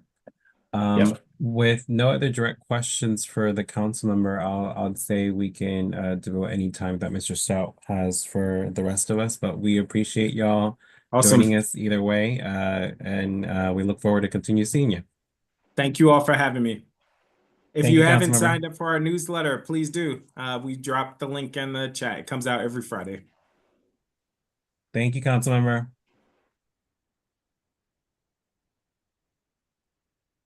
Okay, Mr. Stout, now the hard questions. No, could you imagine? Yeah, go ahead. No, go ahead, go ahead. I was just gonna say that I would make it quick because it seems like the council member, he did answer a lot of questions, but I'll start with the introduction of myself. I'm Oliver, the Constituent Service Director for the Ward 5 Council Office. I also want to say my congratulations to all the new and returning commissioners as I look forward to working with all of you. Also, I'd like to thank Christian for giving a detailed description of what a MOCR is, because as constituent services, we kind of operate similarly.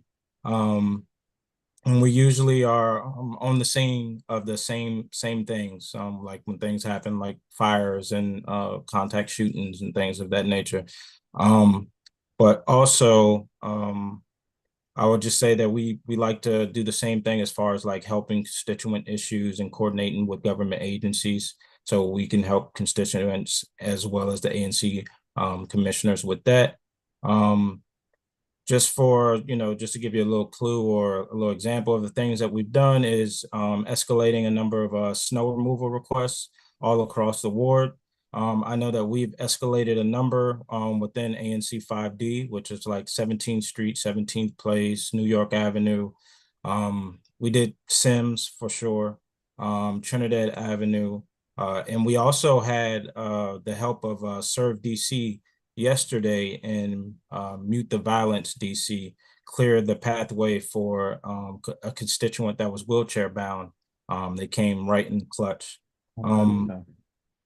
Other than that, yeah, so if you guys even have, any areas that you would like us to, tap in with DPW as far as like snow removal, or, laying out salt, please feel free to raise those concerns to our office so we can escalate them. I also want to make sure that I'm clear that, district agencies do not plow alleyways. And things like sidewalks and snow removal of those alleys can, it's usually the responsibility of the adjacent property owners. But if you require any assistance, you could reach out to our office as well as the DC Snow Volunteer Team with DC Serve.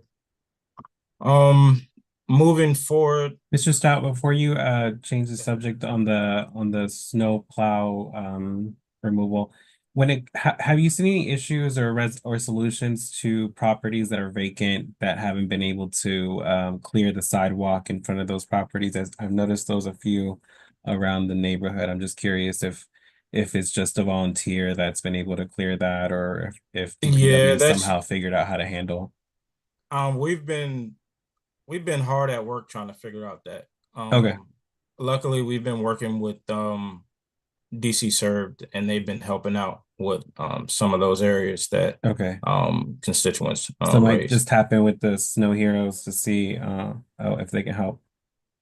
Yeah, you can Got do it. that. You can reach out to our office. I also will, try to escalate it to DPW. Sometimes they may say this property we're not responsible for it. Right. But then we work on alternative means of trying to get that done. Okay. Thank you. Yep. As far as I think we go back to CVS. So I know I've been working with Commissioner McCray on that for a while. So outside of that, CVS has confirmed to our office that they will be closing their doors, and that will be effective February 11th.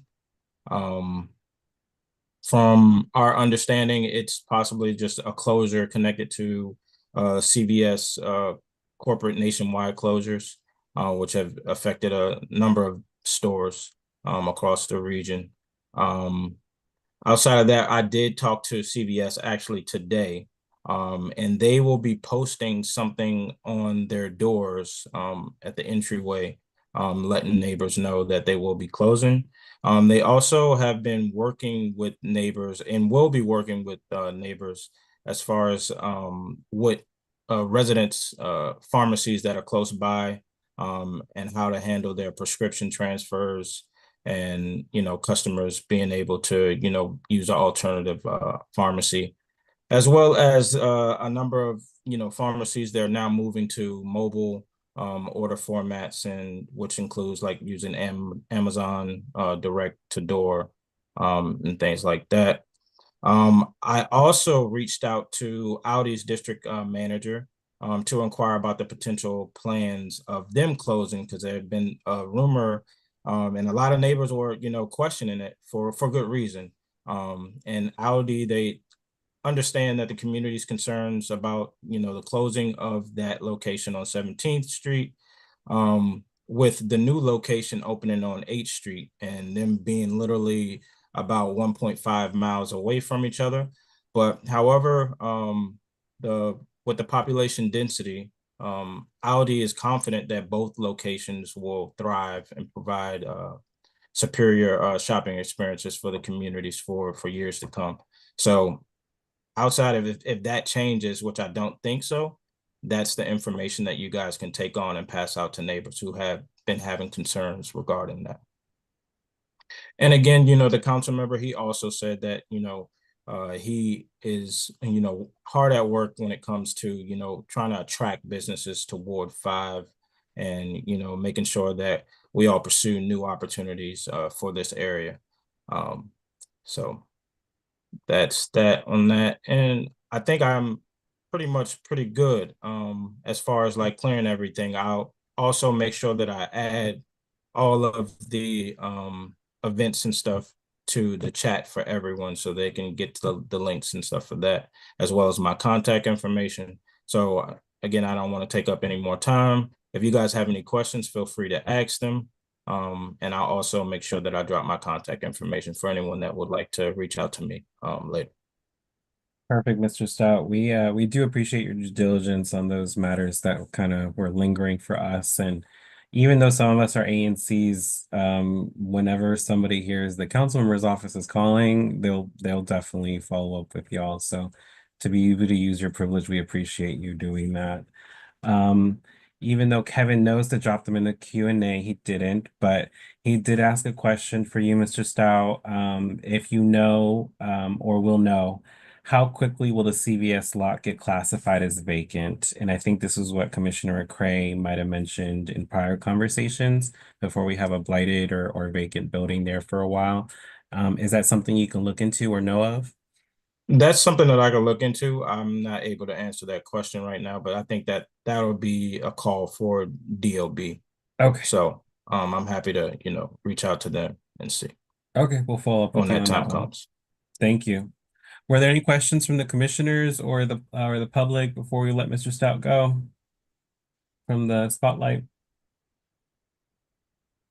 Okay, with that being said, thank you, Mr. Stout. And again, let the council member know we appreciate him joining us tonight. We look forward to seeing y'all many more Yes. times in the near future. Yes, for sure. You Thank guys you. take care. Bye-bye. Okay, ladies and gentlemen and familia, we have gone through our standing presentations. For those that are still on tonight's meeting on this Zoom, the rest of the items that we're discussing is mainly administrative items that pertain to the ANC as a whole. And with that being said, we'll be voting on some of these items. Again, we have quorum, so we'll be moving forward with these decisions. We'll start off with officer elections and then we'll move directly into small administrative matters before ending the night with committee chair selections and time for the public to ask questions to us. Moving on to elections. I'm gonna even though I'm technically not the chair, but leading this meeting right now. I am gonna ask if our previous Sergeant at Arms, our previous parliamentarian, Commissioner McCollum, if you could make yourself available to moderate the elections for tonight. Would that be possible, Commissioner? Absolutely. Perfect. Thank you so much. So for the public to be aware, before I pass the mic off to Commissioner McCollum, it's 4 positions. We elect these positions every single year. It's not by term, it's by year. And these positions are chair, vice chair, treasurer, and secretary. Chair, majority of time leads the meetings and is the first point of contact for the commission as a whole. The vice chair follows behind them and fills in for any of the needs that the chair can't commit. The treasurer is an assigned position, just like the chair, involves training by the OANC and manages the finances for the commission. And the secretary is a position that abides by the needs for correspondence for the community and notes and records of the commission. So with that being said, I'll pass it on to Commissioner McCollum to accept nominations and to allow the commission to vote on these 4 specific positions. Thank you, Mr. Chair. So good evening, everyone. Again, this is going to be fairly Well, I mean, we have four offices as he's already announced. It'll be the chair, the vice chair, the treasurer, and the secretary. We will open it up for each office. And at that time, we'll go through the regular, you know, order of business on how we will nominate. And that individual, whoever's nominated, will have the opportunity to accept or decline. They'll have an opportunity to speak. We'll have open period for discussion, and then we'll take it to a vote. On the votes, I am going to ask that we do a roll call vote so that we have every individual's vote. And so at that time, we will call on each commissioner by name, and it looks like everyone is on, but in the event that someone does go off, we will have to have you on camera and off of mute for the voting for this matter. So if there are no questions, we'll move right into the first office, which will be the office of chair. This individual will preside over our commission and all of our meetings. And we will open the floor at this time for anyone that's interested in nominating or nominating another commissioner or nominating themselves for this position of chair. Yes, ma'am. Miss Commissioner Rhodes. Yes, I want to nominate Commissioner Salcedo Guzman, the chair, again. All right. Commissioner Salcedo Commissioner. Guzman has been doing a very good job, and we want to continue to. Commissioner Rhodes would like to nominate Commissioner Salcedo Guzman. Do we have a second on that? I second it. I have a second by Commissioner Roblin. Commissioner Salcedo Guzman, would you wait? I'm sorry. Let's. I'm trying to take notes too, so that I have who said what. Commissioner Salcedo Guzman, would you accept the nomination for chair? This will, is this where I can say something or is just a yes or no? At this point, I want to follow order. I just need a yes or no at this point, and we will have an open for discussion period. Okay, I'll say yes. Commissioner Salcedo Guzman says yes to the nomination for chair. Are there any other nominations for chair at this time? Any other nominations for chair? Any other nominations for chair? Seeing that there are none, we will close the nomination now at this time for chair, and we will open the floor for a period of 5 minutes for discussion on the office of chair. So I've been nominated for the position of chair. If I become chair this year, it will be my third year doing the position. I think my second year as an ANC, I was the vice chair, and Commissioner Sadell Moore was the chair, and I filled in for her when she needed to leave for maternity leave. So I was very thankful to have a great mentor to kind of guide me into the position. And I will say respectfully, the last 2 years as chair was a lot, and I was told it was going to be a lot. So I did endure a lot to in that position. I don't expect it to be as hectic as it was the last term, being that the makeup of the commission is different. But I will respectfully say that it's not an easy position. It could be a lot. I don't take the position for the adulation, the applause, or the title. I take it because I want to see all of us successful. And if I have to put myself on the hot coals of whatever constituent office, president that we have in front of us, I don't mean being that body because that's my commitment and I do what God wants me to. But I will say that if I do take on this position, this will be my last year on the executive office team. Maybe a vice chair again, but definitely not chair again. So if there's another commissioner that's really interested or wouldn't mind taking that lead on next year, please let me know so we can shadow each other a little bit this year to make it a smooth transition next year. But I would really like to see someone else step up. I think I'm a big believer in that, helping others step up behind you. So with that being said, um, I do what I can to protect my mental health, but I also do accept constructive criticism, constructive feedback. I don't mind people telling me that I'm messing up. Majority of the time it's just a delivery, but I am a product of the 90s, so bear with me.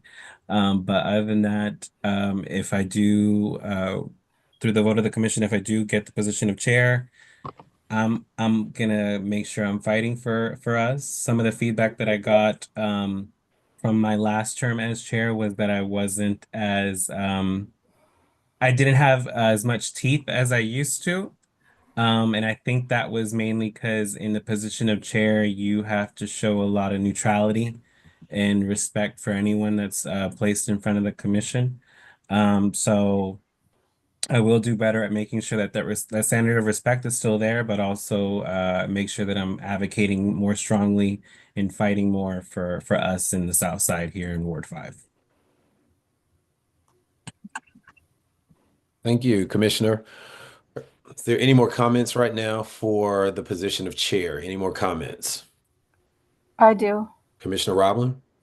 I just want to say I'm extremely, extremely thankful to Commissioner Saucedo Guzman. He's been so amazing, helping me and really there right when you need him. And I'm just very grateful. I think he's done an amazing job. And I really appreciate that. And I'm so happy that he's taking the chair again. Thank you. Thank you, Commissioner. Any other discussion? Any other discussion? Any other discussion?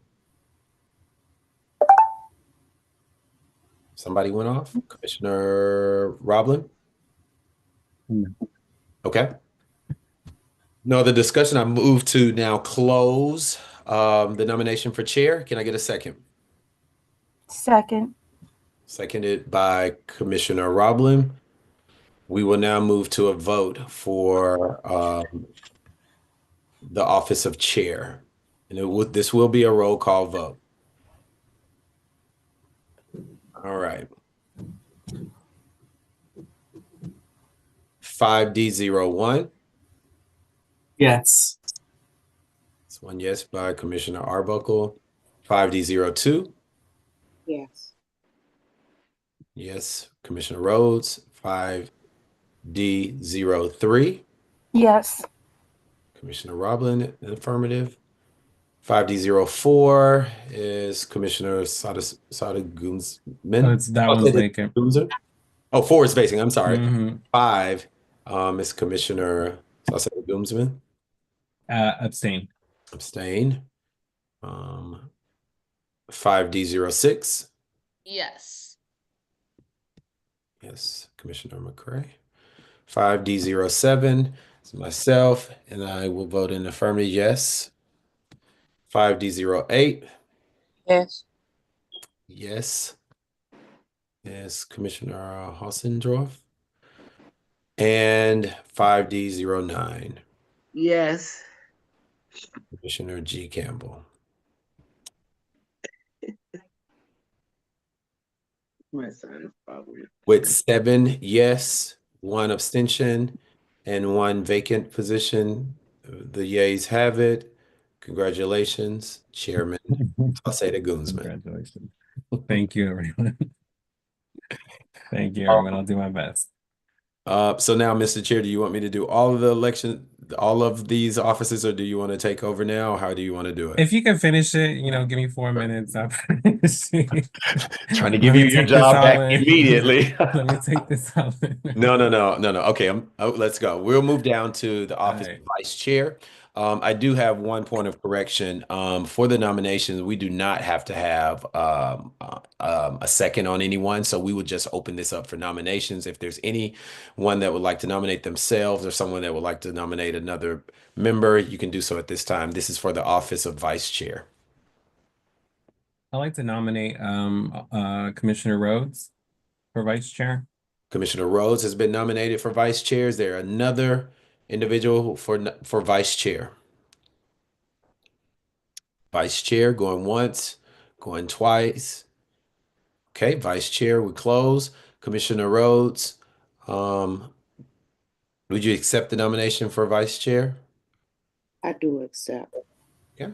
We'll open the floor at this time for a 3-minute discussion for the role of vice chair. I just get 3 minutes. Yeah, No, already saying something. I'm excited. This is my 3rd term. As everyone know, I fight for the people. I fight very hard for Ivy City. And I'm here for everyone. And I'm excited about being here. I'm excited about being voted back in as commissioner for Ivy City. And let's do it for another 2 years. Let's make it happen. And I'm here for it. Thank you, Commissioner. Any other discussion? Any other discussion? Any discussions, I'm here for it. I would just like to add, Commissioner Rhodes has been a vice chair before. They hold a strong presence in community, and I think it's always great to see that in commissioners. So I know we have a great rapport. We have a great standing relationship as we came in as rookies to the commission at the same time, and I look forward to working alongside Commissioner Rhodes. And I know also Commissioner Rhodes at any point in time will be able to lead the meetings easily if for any reason I'm not able to make myself available. Thank you. Thank you, Mr. Chair. Yes, thank you. Thank you, Chair. Thanks, everyone. Any other discussion? We will now close the discussion for vice chair, and we will move into a roll call vote for the office of vice chair. 5D01. Yes. 5D02. Now, do I say yes or abstain? Oh, that was just me, girl. You can do it. Oh, okay. I don't like voting for myself. Yes, yes. 5D03. Yes. 5D04 is vacant. 5D05. Yes. 5D06. Yes. 5D07. Yes. 5D08. Yes. 5D09. Yes. With 8 yeses and 1 vacancy, the yes carries. Congratulations, Vice Chair Rhodes. We'll now move into the office of Treasurer. At this time, are there any names and nominations for the office of Treasurer? I want to nominate Commissioner McCray for treasurer. Commissioner McCray has been nominated for Treasurer. Are there any others for the office of Treasurer? None for the office of Treasurer. Commissioner McCray, do you accept the nomination? Yes, I accept. All right. We'll now open the floor for 3 to 5 minutes of discussion for the office of Treasurer.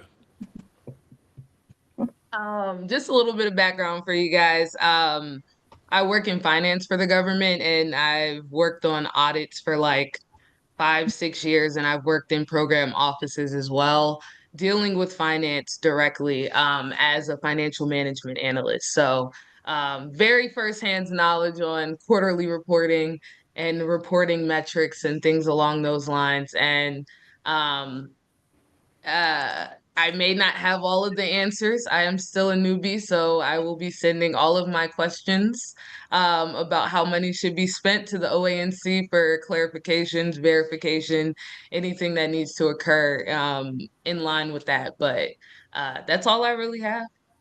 So let me know if y'all have questions for me, but I will have to go through every training brand new. I will say that. So it might take some time to get up and start it. Thank you, Commissioner. Any other discussion for the Office of Treasurer?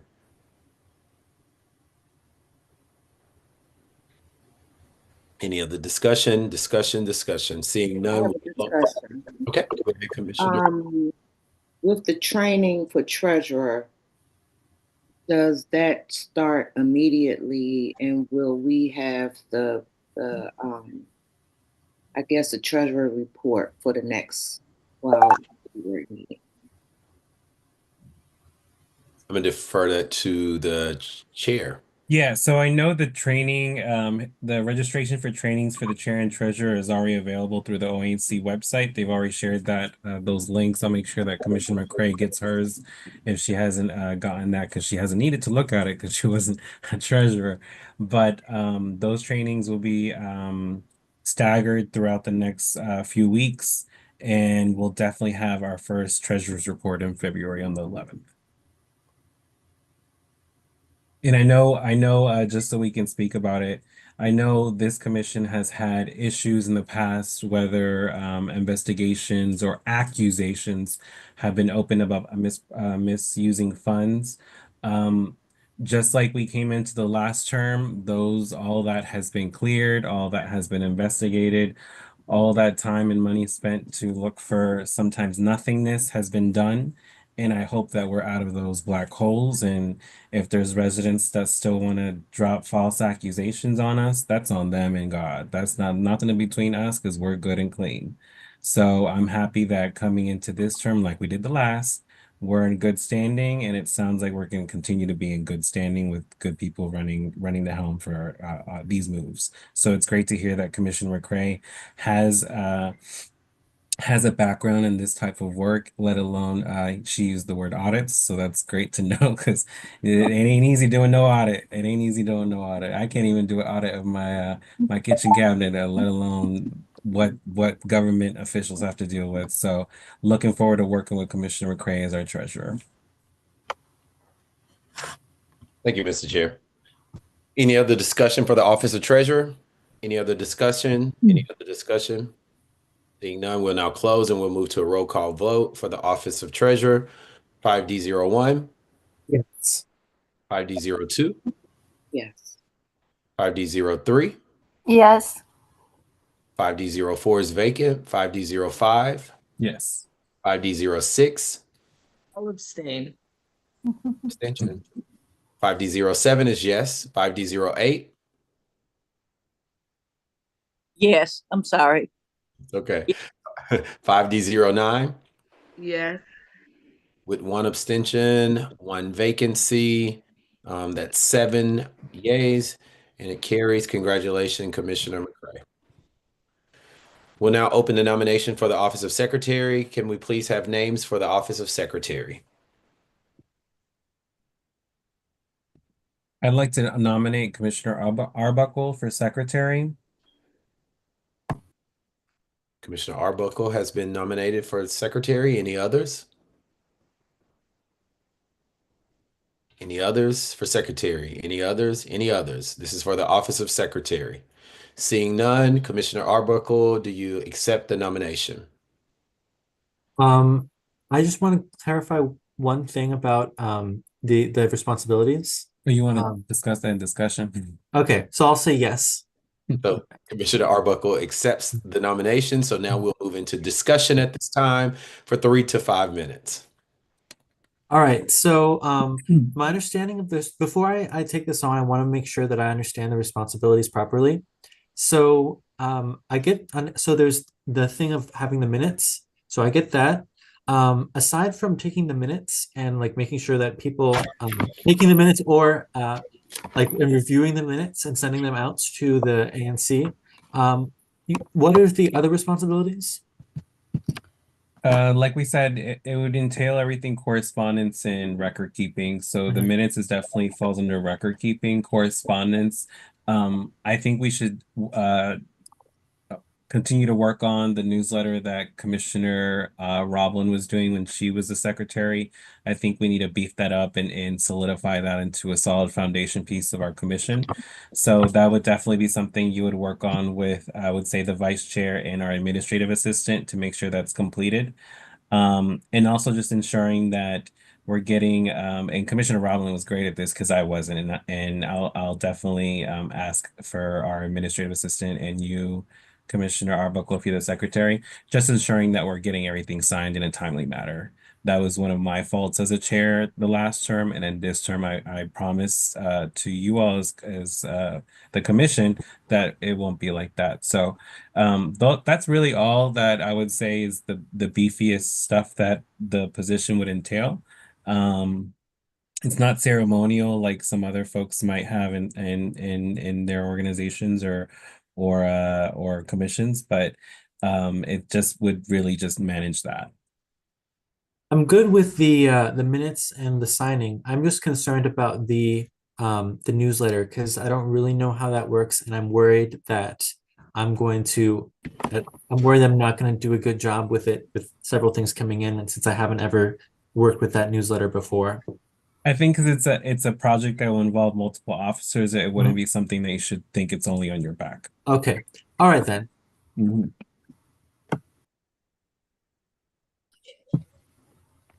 Oh yeah, then yes, I'm good. Just want to make sure that I could do it properly. Okay.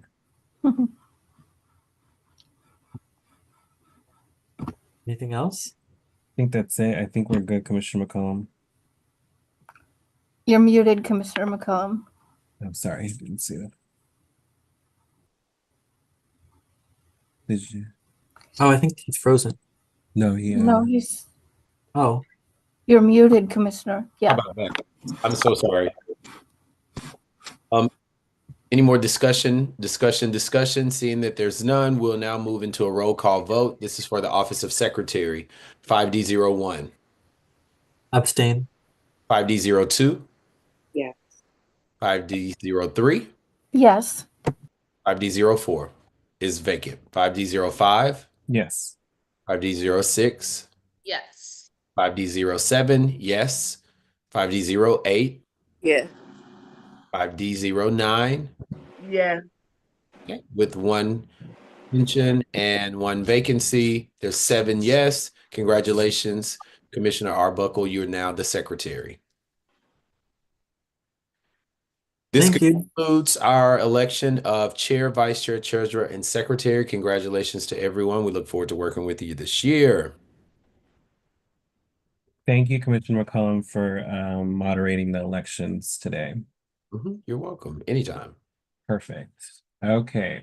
With that being said, we are a bit behind on schedule with our time, but I think we can knock these out quickly if we are able to get a quick vote on these items. Not that any vote needs to be rushed, but feel free to anytime to commissioners ask questions when you have them, when the time is appropriate. Okay, being that we've selected the officers, we need to move forward with our 2025 administration matters. Some of them is lingering from last year. With that being said, every commission every single year has to adopt an annual meeting schedule. This schedule is something that's selected amongst the commission. We have the right to ask for we have the right to solidify a recess schedule, aka months off. But any commission also has the right to continue working 12 months out of the year. Traditionally, ANC 5D has been holding its public meetings, except for that one year, the second Tuesdays of the month at 7 p.m. And I think collectively we'll move forward with we've come to a consensus to continue that tradition, to not let residents get confused with when our meetings are. So hopefully we can vote on that consistency. Alongside holding our COW meetings, our working meetings. These are meetings where it's a little more lax, not as formal as the public meetings where commissioners convene to discuss matters before the public meeting where we actually take votes. We do not take votes at a COW meeting, a committee of a whole meeting. We do not do any votes there. Those meetings are mainly opportunities for maybe developers to present longer presentations, get more direct questions from the ANC, or just discuss matters a little more lax, like I mentioned. And those were set the fourth Tuesday of the month at 7 p.m. The last year we had recess twice a year. And there seems to be a potential consensus to hold recess again August and December. So we'll go through these items and vote on them as a commission so we can move forward to the next item on the agenda. In terms of the adoption of an annual meeting schedule, I move that ANC 5D monthly public meetings stay the second Tuesday of the month at 7 p.m. Can I get a second on this motion? Second. Second. Second by Commissioner Rhodes. Remind me, Commissioner McCollum, do we open the discussion automatically or ask if a discussion is necessary?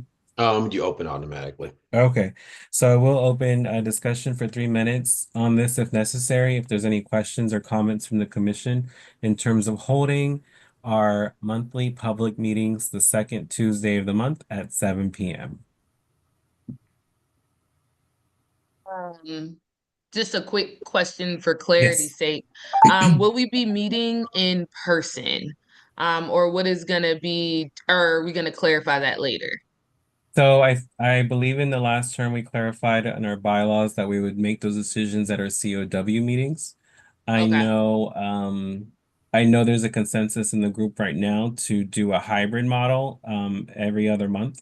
And what that means in layman's terms is we would hold a virtual meeting, aka January, and next month we'll do it hybrid at our community space in Union Market, which will also be available online for folks that can attend or in person. Pull up a chair and you can see us in person. So that's what a hybrid model would look like, where we would use technology provided by the Office of the Advisory Neighborhood Commission to broadcast online our physical presence at the community rooms. Commissioner Rhodes?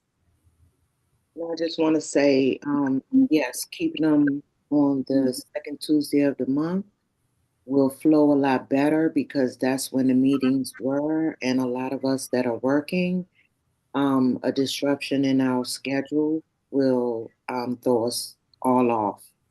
So it's good that we're keeping it. We can keep it the second Tuesday of the month. Okay, perfect. Were there any conflicts with anyone having it the second Tuesday of the month? Is Commissioner Campbell still there? I just want to make sure because I don't see their camera turned on. Commissioner G. Campbell, I'm sorry.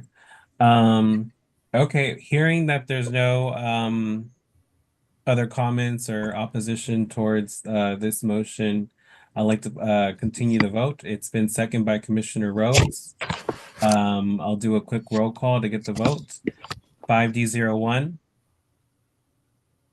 Yes. 5D02. Oh, you muted yourself. Yes. 5D03. Yes.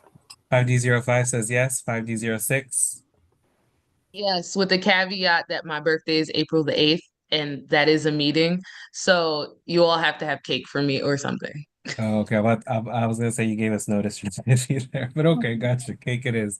Maybe is it in person? We'll check that. 5D07. Yes. 5D08. Yes. 5D09. Yes. Perfect. Thank you, commissioners. We'll keep it the second Tuesday of the month. Our And working, go ahead, Commissioner. I was going to say April is in person. Oh, okay. Is she gonna benefit? Right. COW meetings, our committee of a whole meetings. Those are our working meetings. They will be virtual. If we needed to hold them in person, I'll make that decision and allow y'all to agree or disagree via email, commissioners. But we'll hold those virtually. And they'll be set for the fourth Tuesday of the month. Typically the last Tuesday of the month, but sometimes every now and then there's 5 Tuesdays in a month.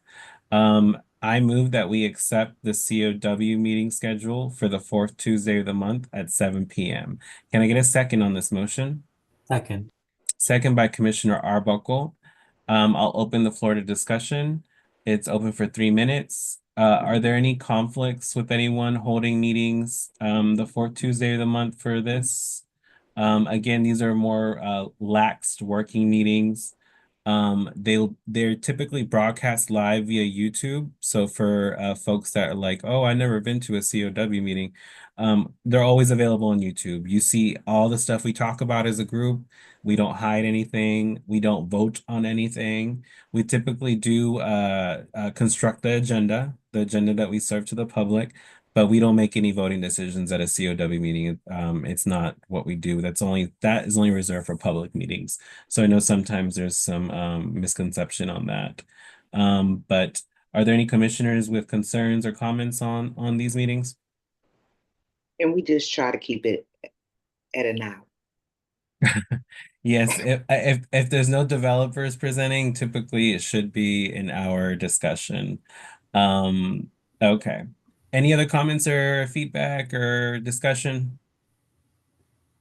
Okay, this motion's on the floor. It's been seconded by Commissioner Arbuckle.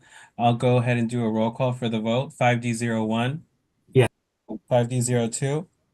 Yes. 5D03. Yes. 5D05 says yes. 5D06. 5D07. Yes. And 5D08. Yes. And 5D09. Yes. Thank you. Motion passes. In terms of recess, aka the months that the ANC is off and does not convene. I'm placing a motion on the floor to accept the months of August and December as recess for ANC 5D. That's 2 months out of the year. One in the summer and one in December during the holiday season.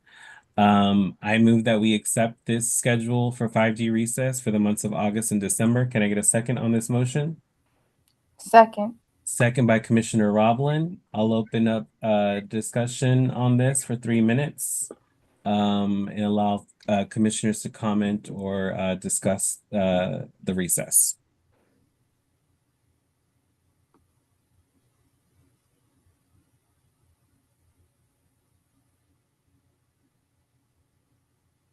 So commissioners, just so you're aware, especially for the new commissioners, what this means is that before August, our last meeting would be July.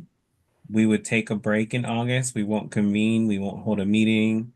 We will hold a COW meeting at the end of August to prepare for September, but do not expect a COW meeting in July because we have nothing. We have no need to prepare for August meeting since we will be holding recess. Same thing goes for November. We won't hold a COW meeting in November, but will hold one in December to discuss the incoming new year. Are there any comments or feedback or additional discussion from the commission? Okay, hearing none, we have a motion on the floor that's been seconded by Commissioner Roblin. Was that correct? I'll go ahead and do roll call again for the vote. 5D01. Yes. 5D02. Yes. 5D03. Yes. 5D05 says yes. 5D06. Yes. 5D07. Yes. 5D08. Yes. And 5D09. Yeah. Thank you. Thank you. Okay, that makes our annual meeting schedule official. We're continuing to meet on the second Tuesday of the month. We'll hold our COW meetings at the end of the month at 7 p.m.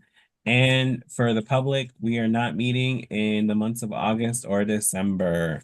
Depending on how the commissioner personally decides, that does not exactly mean that we're not available those months, but a commissioner does have a right to say they're out of office.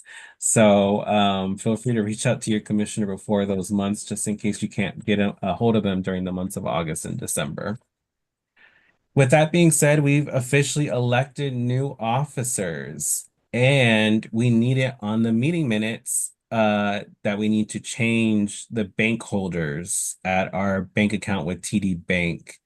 In order for us to change the bank holders on the actual bank account that we use as an actual commission, we have to have the vote on our meeting minutes.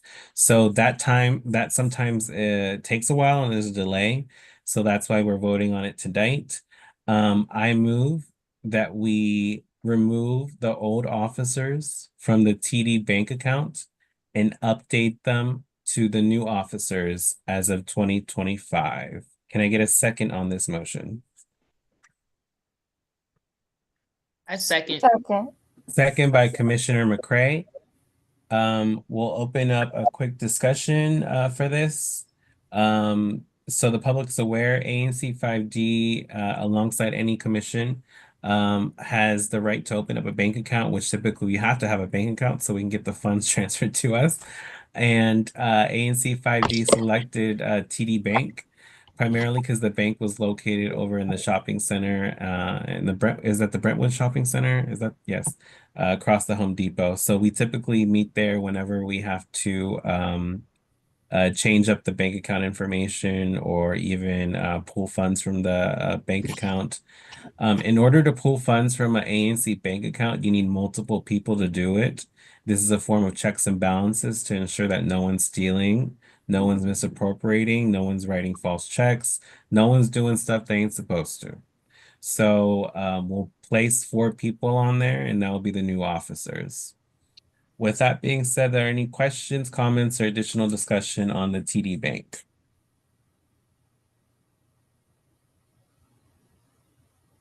Hearing none from the commission, I'll move forward with the motion that's placed on the floor. That was second by Commissioner McCray. We'll take the vote. 5D01, Yes. 5D02, Yes. 5D03, Yes. 5D04. Sorry, vacant. 5D05, yes. 5D06, 5D0. Was that a yes? Yes. Yes, thank you. 5D07, Yes. 5D08, Yes. and 5D09.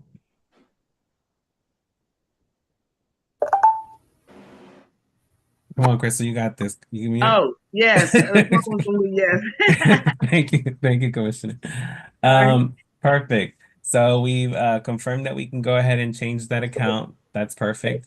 Now we're moving on to old business.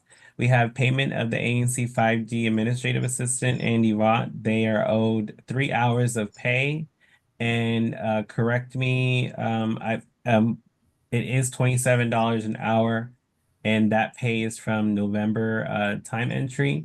So we owe our administrative assistant, what's that doing though? That's not right.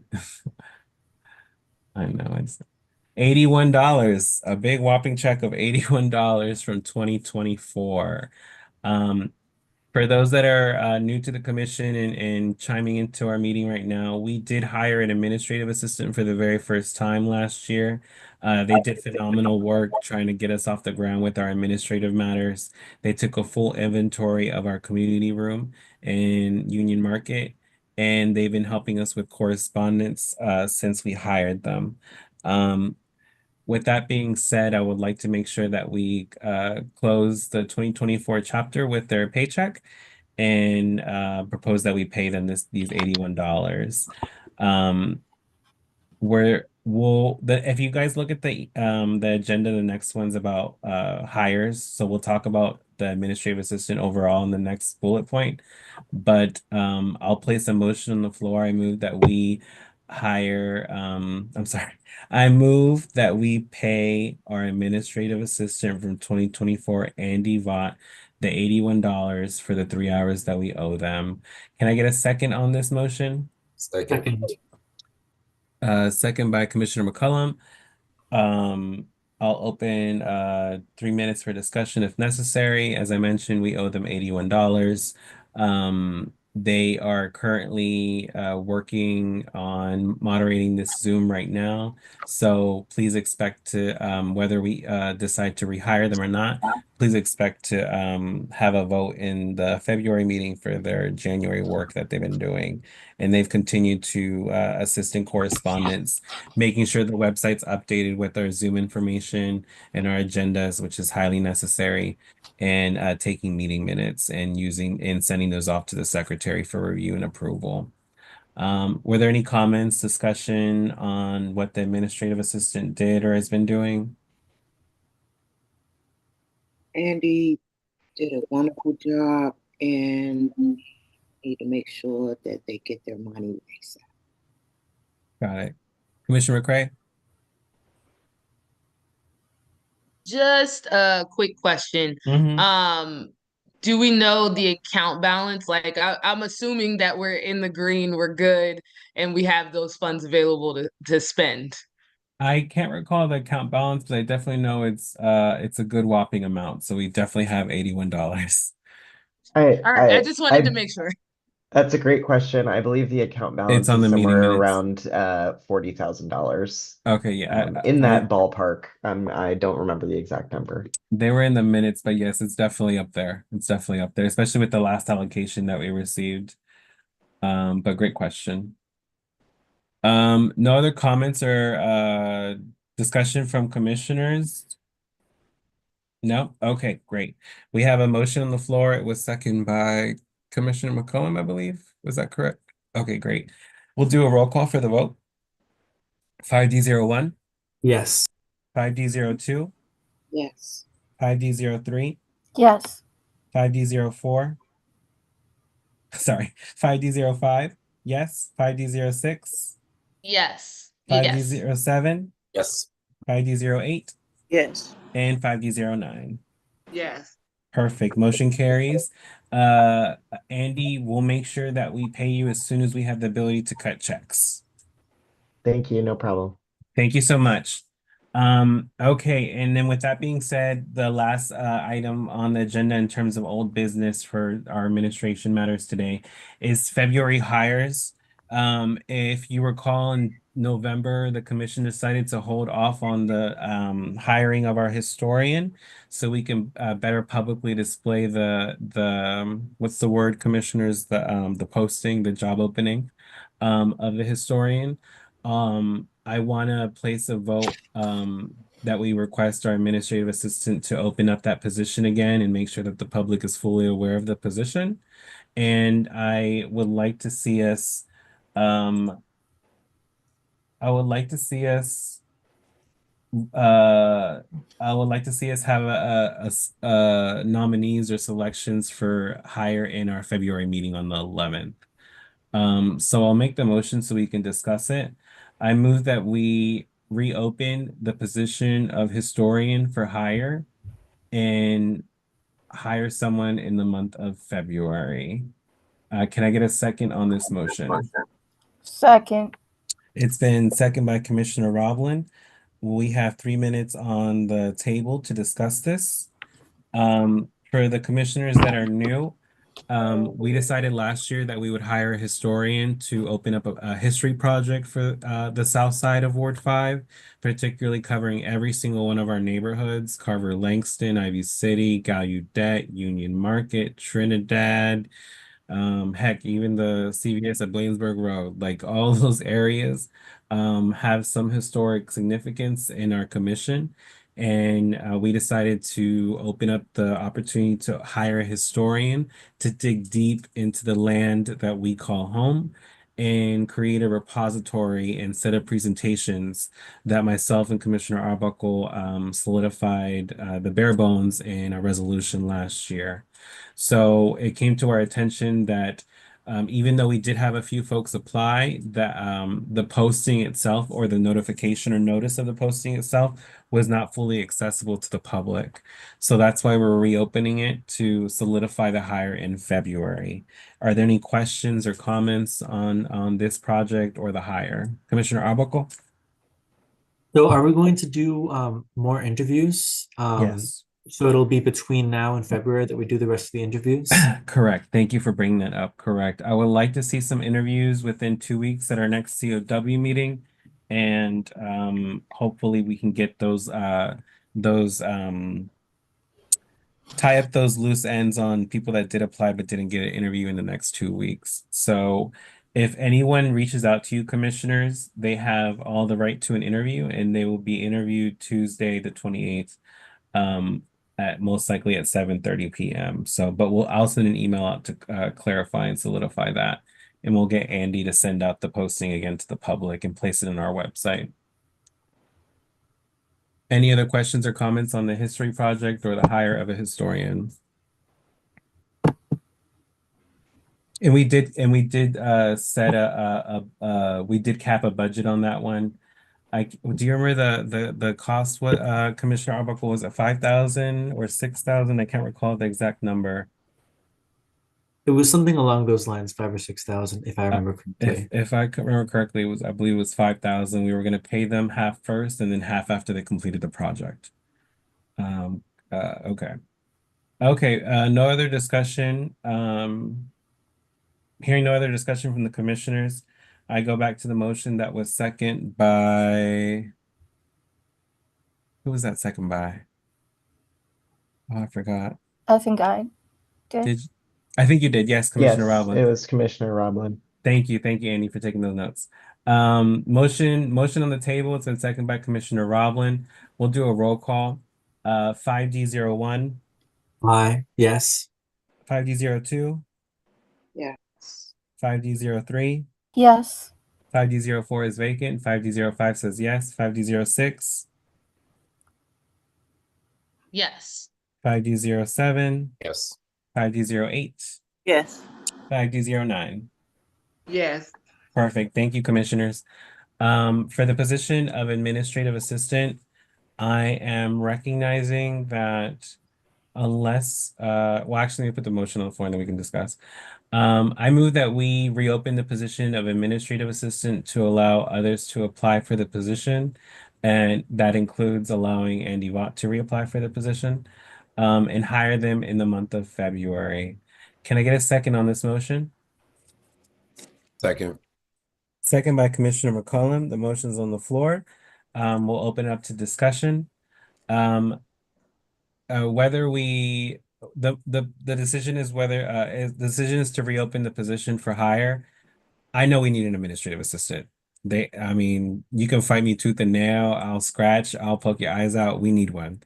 And they did a really good job last year, and I want to continue to have this commission's availability to have one. Um, I think respectfully, as we come into a new term, us as a commission as a whole should, just like other commissioners mentioned previously, should be given the opportunity to open up the position to other residents of 5D and decide on who we're actually admitting and paying for this position. So I do agree that the positions should be reopened and placed again on the website. In terms of timing, commissioners, would February 11th be too soon to open and hire someone? No. Discussion. Yes, this is discussion. These are 3 minutes of discussion. It's open. Um, because if we have to take time out to post the job, then do the interviews. Mhm. And depending on how many interviewees we have, that's going to take time. So we might be rushing it a little bit. Yeah, I see that as well. We can put a contingency on the motion or the vote in terms of allowing Andy to continue their work until we hire officially a new administrative assistant or rehire them. We could continue it that way as they're doing right now. Commissioner McCray, you had your hand up, and then Commissioner McCollum. Yeah. Just a question. Is there a required amount of time that a posting needs to be available to the public prior to us making a decision like that? Because I just think about like traditional job postings. They might be up there for like 30 days. So I think 30 days is already putting us at Valentine's Day, give or take a day, because it's 31 days in January. But maybe at least giving a 30, 45 day time frame and then maybe vote in March possibly on that would be my suggestion. From my understanding, there isn't this exact requirement, and I'm just saying this out of my experience from applying to DC government jobs in the past, where you see the openings only available for 7 days. I've seen that plenty of times, but I do think respectively we should have it open for a fair amount of time to allow folks to, one, look at the posting, get their resume together, and actually get interviewed. What we could do is wait to hold interviews at our February COW meeting, which would be February 25th. We can vote to hold interviews on February 25th for the admin position and then officially vote on them in March, on March 11th. We could do that. Commissioner McCollum, did you have something to add? No, I think you all kind of talked it all out, what I was going to say. Okay. I won't belabor it. Commissioner Roblin?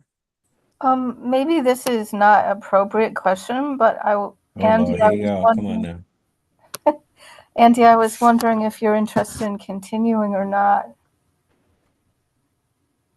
I am open to continuing, and of course, will respect the process laid out by the ANC. Okay, well, we definitely know there's someone interested at least. I also wanted, commit. I guess I can say this point if I could. Mhm. You, Andy, I wanted to just acknowledge that this is not in any form against, your work that you've done for us. I think this is just because we do have a number of new commissioners. And it just to be fair, so that if they have constituents in their SMDs, they can actually get out there and put notice out to their constituency so that they know that they're kind of working on their behalf. So by all means, That's we want you to still apply and go forward with it. Absolutely, and I respect that as the new commissioners come on board, and I've enjoyed my time working with you all, and look forward to continuing that, be it as the administrative assistant, in a temporary or longer term capacity, and depending on what decisions are made. I'm, happy to work to transition the work I've done over to the next person, my successor, or continue doing that work.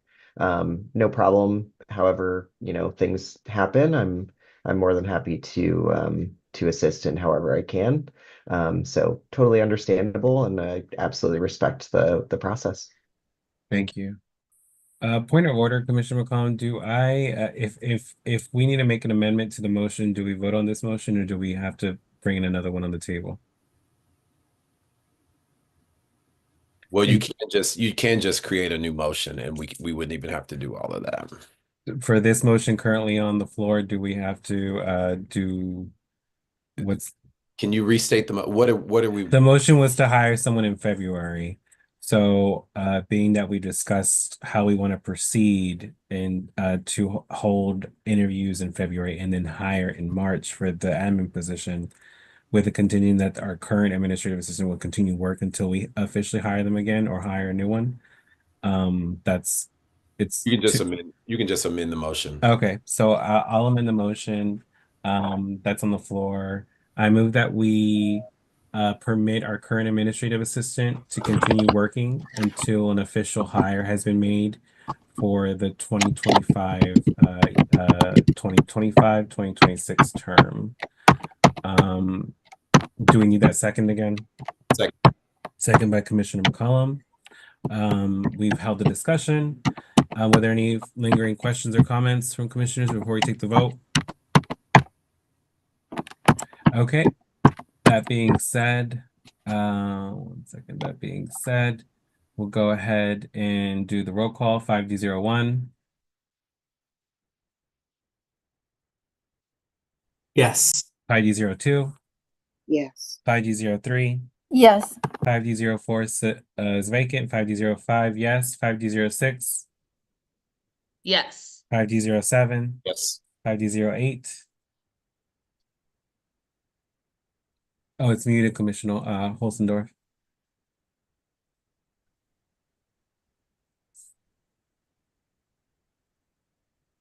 Do you see a little microphone with a line through it? I'm trying to unmute her myself, and I can't. Yeah, you just say ask to unmute, but then she should see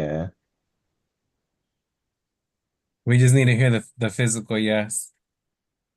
Can you see? We're almost done with the meeting, so you'll need to Something's showing that's asking you to unmute.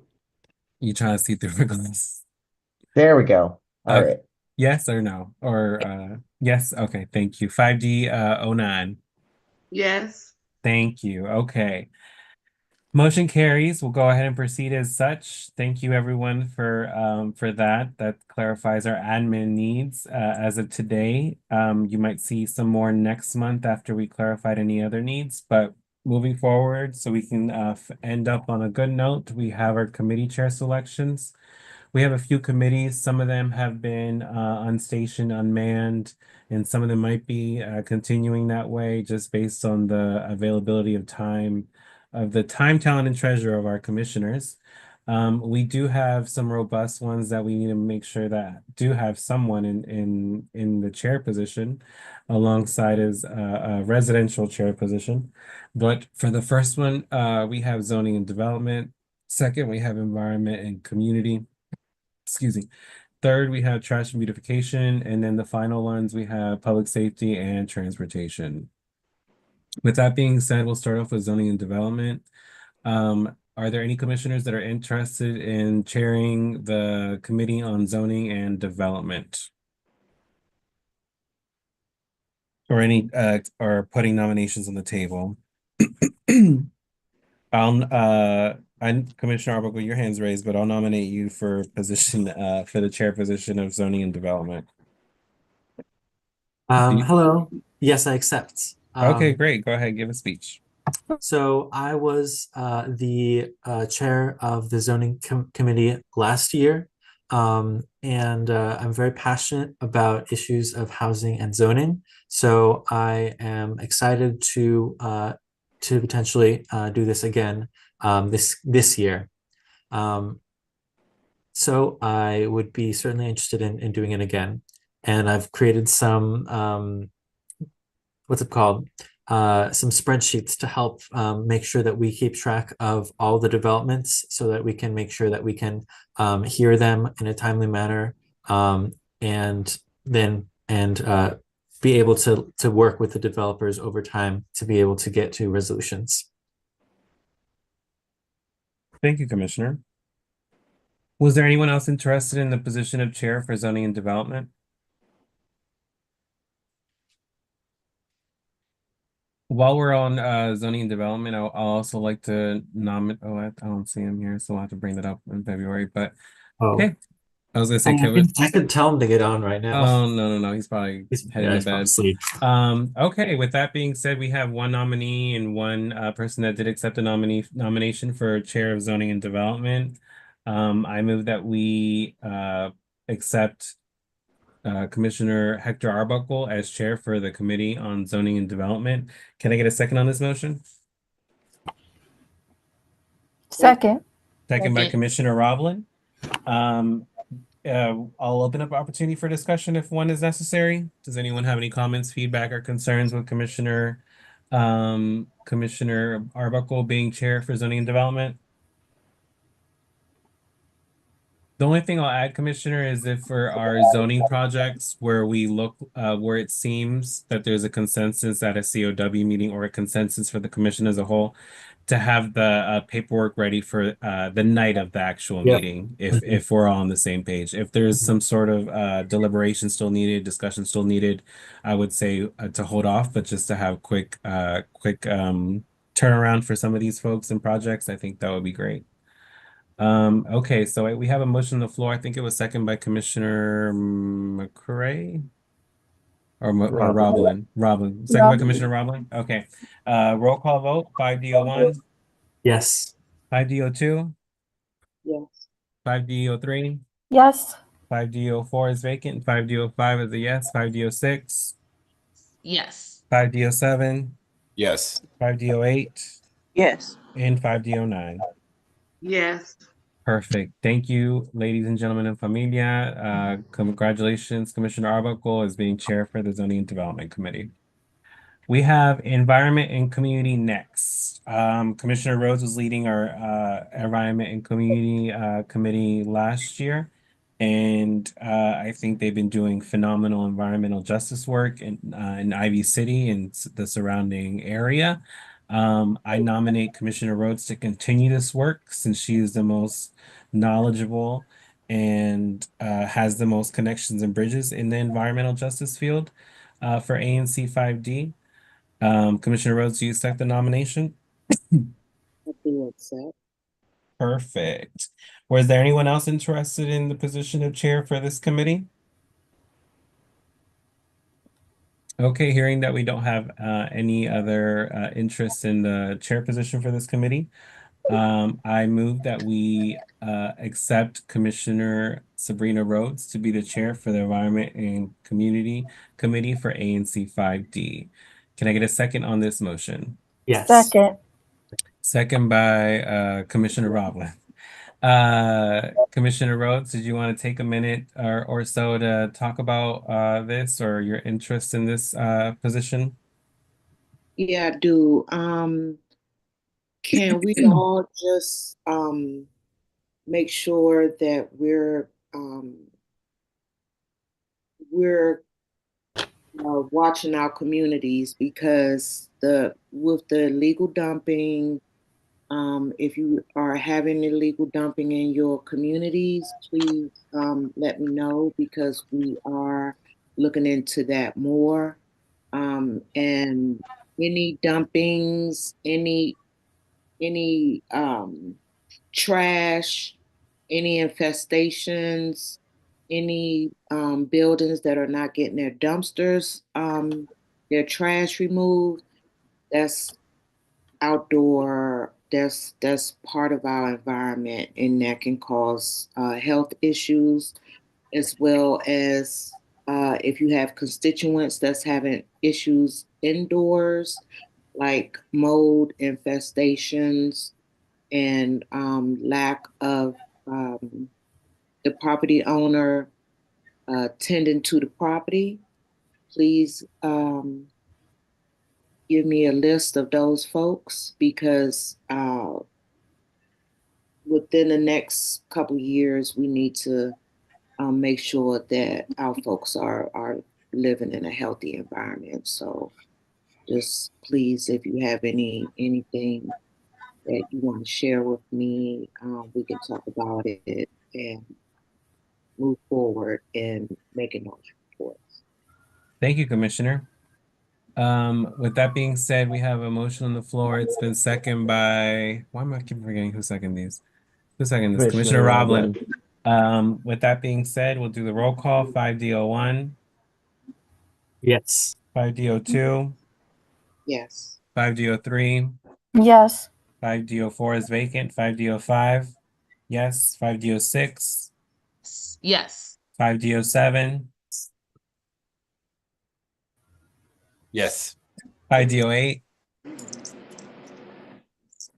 5D08, Commissioner Holsendorf. Oh, I'm sorry. Yes. 5D09. Yes. Perfect. With that being said, congratulations, Commissioner Rhodes, on being the chair for the Environment and Community Committee. Next, we have Trash and Beautification. Commissioner Roblin's been doing a phenomenal job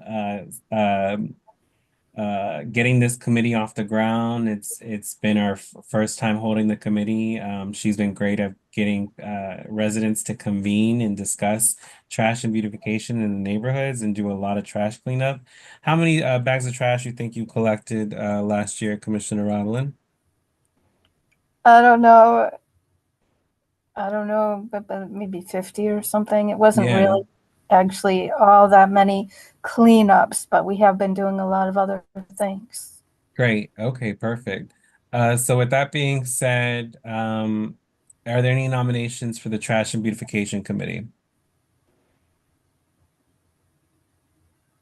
I nominate Commissioner Roblin. Oh, wow. Surprise, surprise. Okay. Look at you, Commissioner Rollins, doing big things. Do you want to accept the nomination? Thank you. Yeah, yes. Okay, great. I move that we accept have Commissioner Roblin be the new, well, not the new, but the chair for the Trash and Beautification Committee for ANC 5D. Can I get a second on this motion? Second that. Second by Commissioner McCray. Do you want to say a word or two, Commissioner Roblin? Well, I just think that the possibility of having a food forest at Trinidad Rec and the possibility of having a community garden or a food forest at Joe Cole as well is like really exciting. And we are going to have a major cleanup in April. This was Commissioner McCray's brainchild. We're going to have a major, huge spring cleaning and bring all the SMDs together. April 26th, Saturday. And we've been doing tree walks. We would be doing more tree walks, but it's the winter. And but we have altogether at least 30 new trees planted because of our tree wow. walks. Yeah, so we hope to do more and much more tree planting, go into Ivy And three. City, Union Market, and Carver Langston, and get trees there. We have been focusing mostly on Trinidad. So this is really, really exciting. Trees are a healthy environment. Great. Thank you, Commissioner. With that being said, we have a motion on the floor, second by Commissioner McCray. We'll go ahead with the vote. 5D01, Yes. 5D02, Yes. 5D03, Abstain. 5D04 is vacant, 5D05, yes, 5D06, Yes. 5D07, Yes. 5D08, Yes. and 5D09. Yeah. Okay, congratulations, Commissioner Roblin. You continue to be the chair for the Trash and Beautification Committee. Looking forward to continue seeing the great work that you've been doing there. With that being said, we have two committees left, Public Safety and Transportation. Were there any commissioners interested in leading our public safety efforts within a committee for ANC 5D?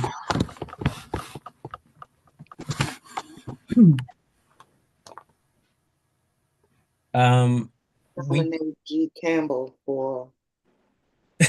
she did a double take. Commissioner Campbell, are you interested in being a chair for the Public Safety Committee? You're muted, but you don't need to take it. We're just, making sure everyone's, has the opportunity You're to muted. participate. Commissioner, let me go ahead and ask to unmute. Commissioner Campbell, you see that button to unmute? Oh, I can do that. I can do that. Okay. Respectfully, Commissioner Campbell, I'm also interested in helping with the committee. So if you want to be chair and I can help you, I think that'll be a great team right there. Because we know your PSA is 507, and we know that PSA does have a lot of concerns and activity going on over there. So looking forward to potentially working with you if leading those efforts. So I move that we accept Commissioner G. Campbell as our chair for our Committee on Public Safety. Can I get a second on this motion? Second. Second by Commissioner Roblin. Commissioner G. Campbell, did you want to say something or express any potential needs or approach that you would want to see from the commission or residents when it comes to public safety? The only thing from the public, I would just like for them to help, me and help us at home with anything that's going on, because I want them to get involved so we can find out how we can get our community back to be safe and, and start cleaning up, some of Bennett Road with everybody hanging out in front of the stores and things like that. So I want to work towards that. So I think that if the residents can help and we all as a whole, I think we can get it done. Amen. Sounds great. Thank you, Commissioner. With that being said, we have a motion on the floor and it's been seconded by Commissioner Roblin. We'll do a roll call for the vote. 5D01, Yes. 5D02, Yes. 5D03, Yes. 5D04 is vacant, 5D05 is a yes, 5D06, Yes. 5D07, Yes. 5D08, Yes. and 5D09. Yes. Thank you. Congratulations, Commissioner G. Campbell, a rookie on the commission and already stepping up. That's what we like to see. Thank you. The final committee is transportation. Oh, and go then- ahead, Commissioner Roblin. Could we have a little discussion of a discussion? There's something I wanted to say. If you want to add one real quick, sure. So Commissioner G. Campbell, I'm happy to see you take this. And I just wanted to let you know that me and Commissioner McCray had started a public safety task force. Okay. Yeah, it's small, but it's happening. I mean, and we had plans to right, Commissioner McCray, we have have already in process of working to get more cameras on knock doors and canvassing and see if we can get more cameras. We had a meeting with MPD. It was a great meeting, and they filled us in on a lot of things. And they told us, it's really important to get more cameras. So that's what we've been working on in the safety task force. And I think we should just hand that task force over to you, and you can take that over, if that's okay. All right. Okay. Thank Pretty you. much what she's saying is she got soldiers for you to use. All right, cool beans. I will add also Commissioner G. Campbell and to the rest of the commission. Every police district in the city, there's 8 of them for each ward. They don't all fall into specifically each ward's boundaries, but we have 8 police districts, and we have the 5th district here in our commission. Every single police district has a citizens advisory council, and they meet at least once a month directly with Metropolitan Police Department, particularly with the commander and their lieutenants. I've been attending since I've been an ANC commissioner, and it's helped me out a lot with a lot of the issues that we had in the neighborhood. They literally helped me get some of the drug dens out of the neighborhood and some of the lingering issues that usually occur. The next meeting, it's usually the third, I'm sorry, the fourth. It's usually the fourth Thursday of the month. And the next one's going to be online on the 23rd. I would love to, I'll share the information with you and any other commissioners interested, but I would love for you to attend so I can introduce you to them and MPD. Okay. Okay. With that being said, final item on business is our transportation committee. We've had this on and off in the last couple of years. It's mainly works on any transportation matters or traffic matters, which also includes traffic safety. Our own Commissioner Cobb was one of the first pioneer chairs of former Commissioner Cobb was one of the first pioneer chairs for the Transportation Committee. Last year, we didn't really get much of it off the ground, or I would say our last term, we didn't get much of it off the ground. But if there is a commissioner interested in leading the transportation efforts of ANC 5D, feel free to throw your name in the ring or be nominated. I nominate Commissioner Salcedo Guzman.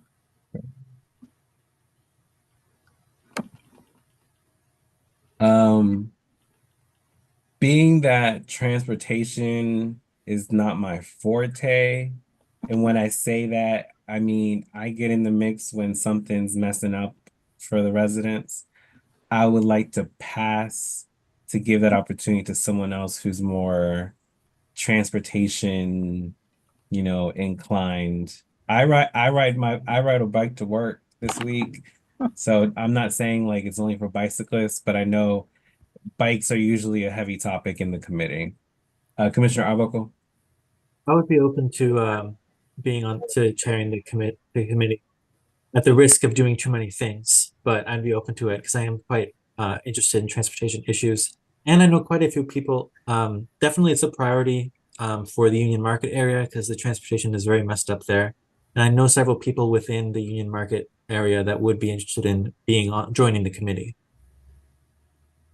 Was there anyone else interested? We have one for Commissioner Arbuckle. I'm gonna nominate Commissioner McCray. Only because Commissioner Arbuckle has a new role and is going to do great work with zoning and work on that. But I think from what it sounds like, we have just like I presented myself as an assistant to Commissioner G. Campbell, it sounds like Commissioner Arbuckle can be a great assistant to McCray if you're interested in being a chair.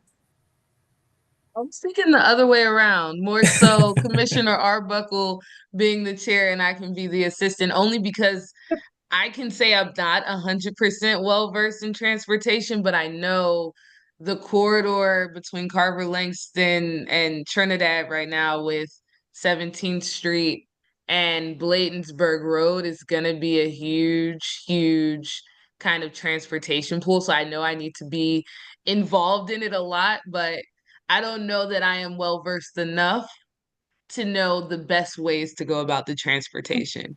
I'm sure I can find out. I can get up to speed, but Can Okay, so we, maybe next year. Okay, okay. yeah. Any other comments or feedback before we go with placing a motion on the floor? Okay, I think you still would do a good job. McCray? Yeah, I believe so too. Okay, with that being said, we have Arbuckle, Commissioner Arbuckle again on the nominated for committee. I move that we accept Commissioner Arbuckle to be the chair for the Transportation Committee for ANC 5D. Can I get a second on this motion? Second. Second by Commissioner Roblin. Commissioner Arbuckle, you already mentioned some words. Do you have anything else to say? It sounds like you'll have assistance from Commissioner McCray. Yeah, so I'm obviously very interested in transportation. And especially there's a lot of things in the Union Market area that I want to help make more pedestrian friendly and accessible.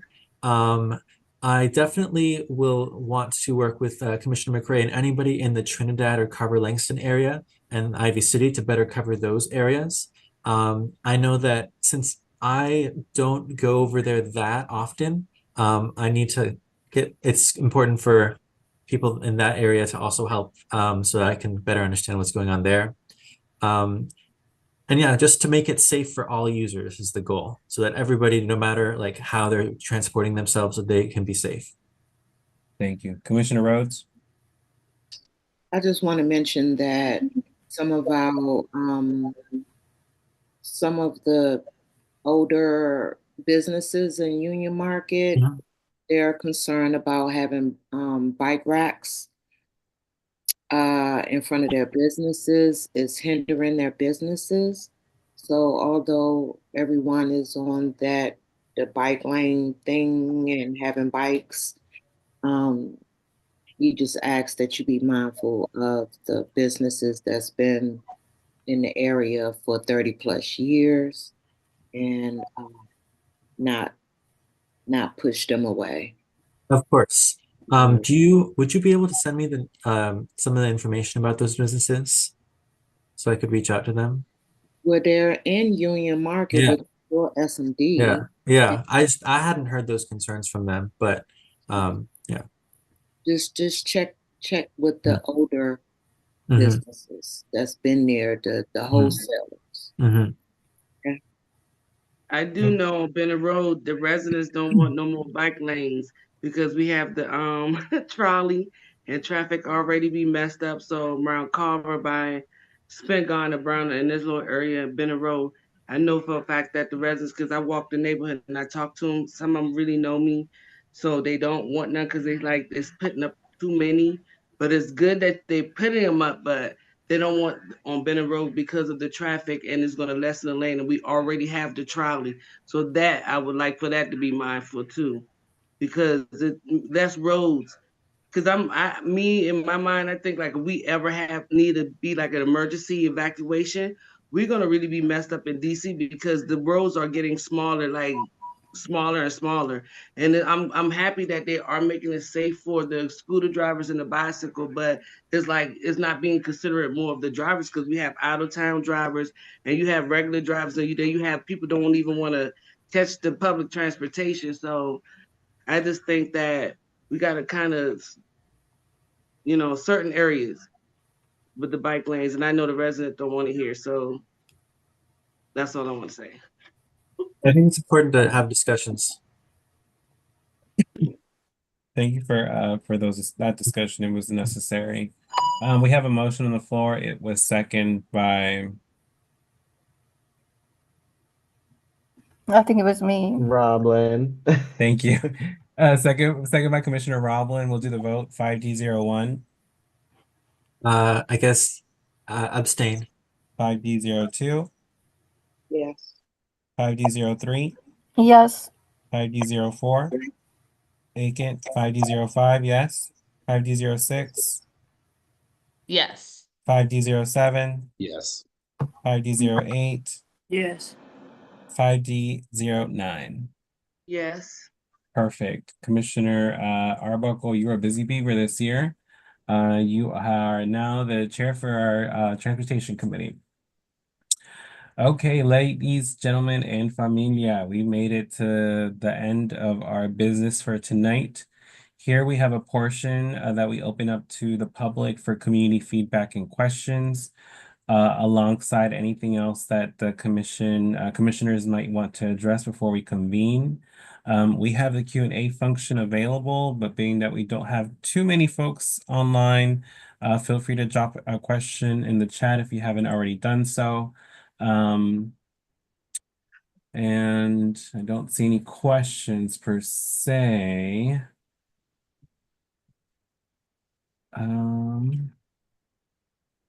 Commissioners, was there anything else that anyone wanted to bring up or address before I call this meeting to end? I do have one thing. I know it's late. It's gonna be very quick, I promise, just Go 1 minute. go ahead, go ahead. I was wondering, and I'm gonna send everybody an email, just kind of if we can do an ANC get to know you kind of event, do like a bingo night, like get to know ANC commissioners kind of at the Union Market office, and just kind of have a get to know you and play games, in kind of a unofficial relaxed environment where people can come out and mix and mingle. So I'm gonna send everybody an email. Just let me know your thoughts. That's all I'm gonna say. Thank I you, think thank you. I think it's great, an amazing, great idea.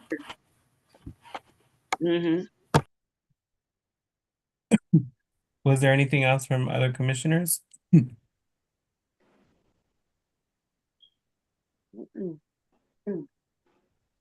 No, no other questions or comments, anything like that. Okay. With that being said, I do want to thank our interpreters tonight for joining us and assisting us in tonight's meeting. We appreciate the service that you all do for us in terms of making sure that we communicate fully to specific communities that actually reside in ANC 5D. We look forward to seeing you all next month as well. For the public, our next ANC public meeting, it's going to be hybrid. So pick and choose whether you want to join via Zoom or at our community room at 371 Morse Street Northeast in Union Market. Right across the space is a free 3-hour parking. Now, we'll respectfully say that sometimes our meetings last more than 3 hours. So make sure that you are mindful of the time and don't get eventually billed $15 for the parking. But with that being said, it is 10:16 p.m. I move that we adjourn tonight's meeting. Can I get a second on this motion? Second. Okay, second by Commissioner Arbuckle. Those in favor of adjourning tonight's meeting, say aye. Aye. Aye. Any nays? Any abstentions? What is it? Was that a nay from you, Commissioner Rhodes? You want to continue? She's looking up. She's like, "Who are you talking to?" Okay. Thank you, everyone, for joining us tonight. It was a productive administrative meeting. The next one is February 11th. Looking forward to seeing y'all. Have a good night. Buenas noches.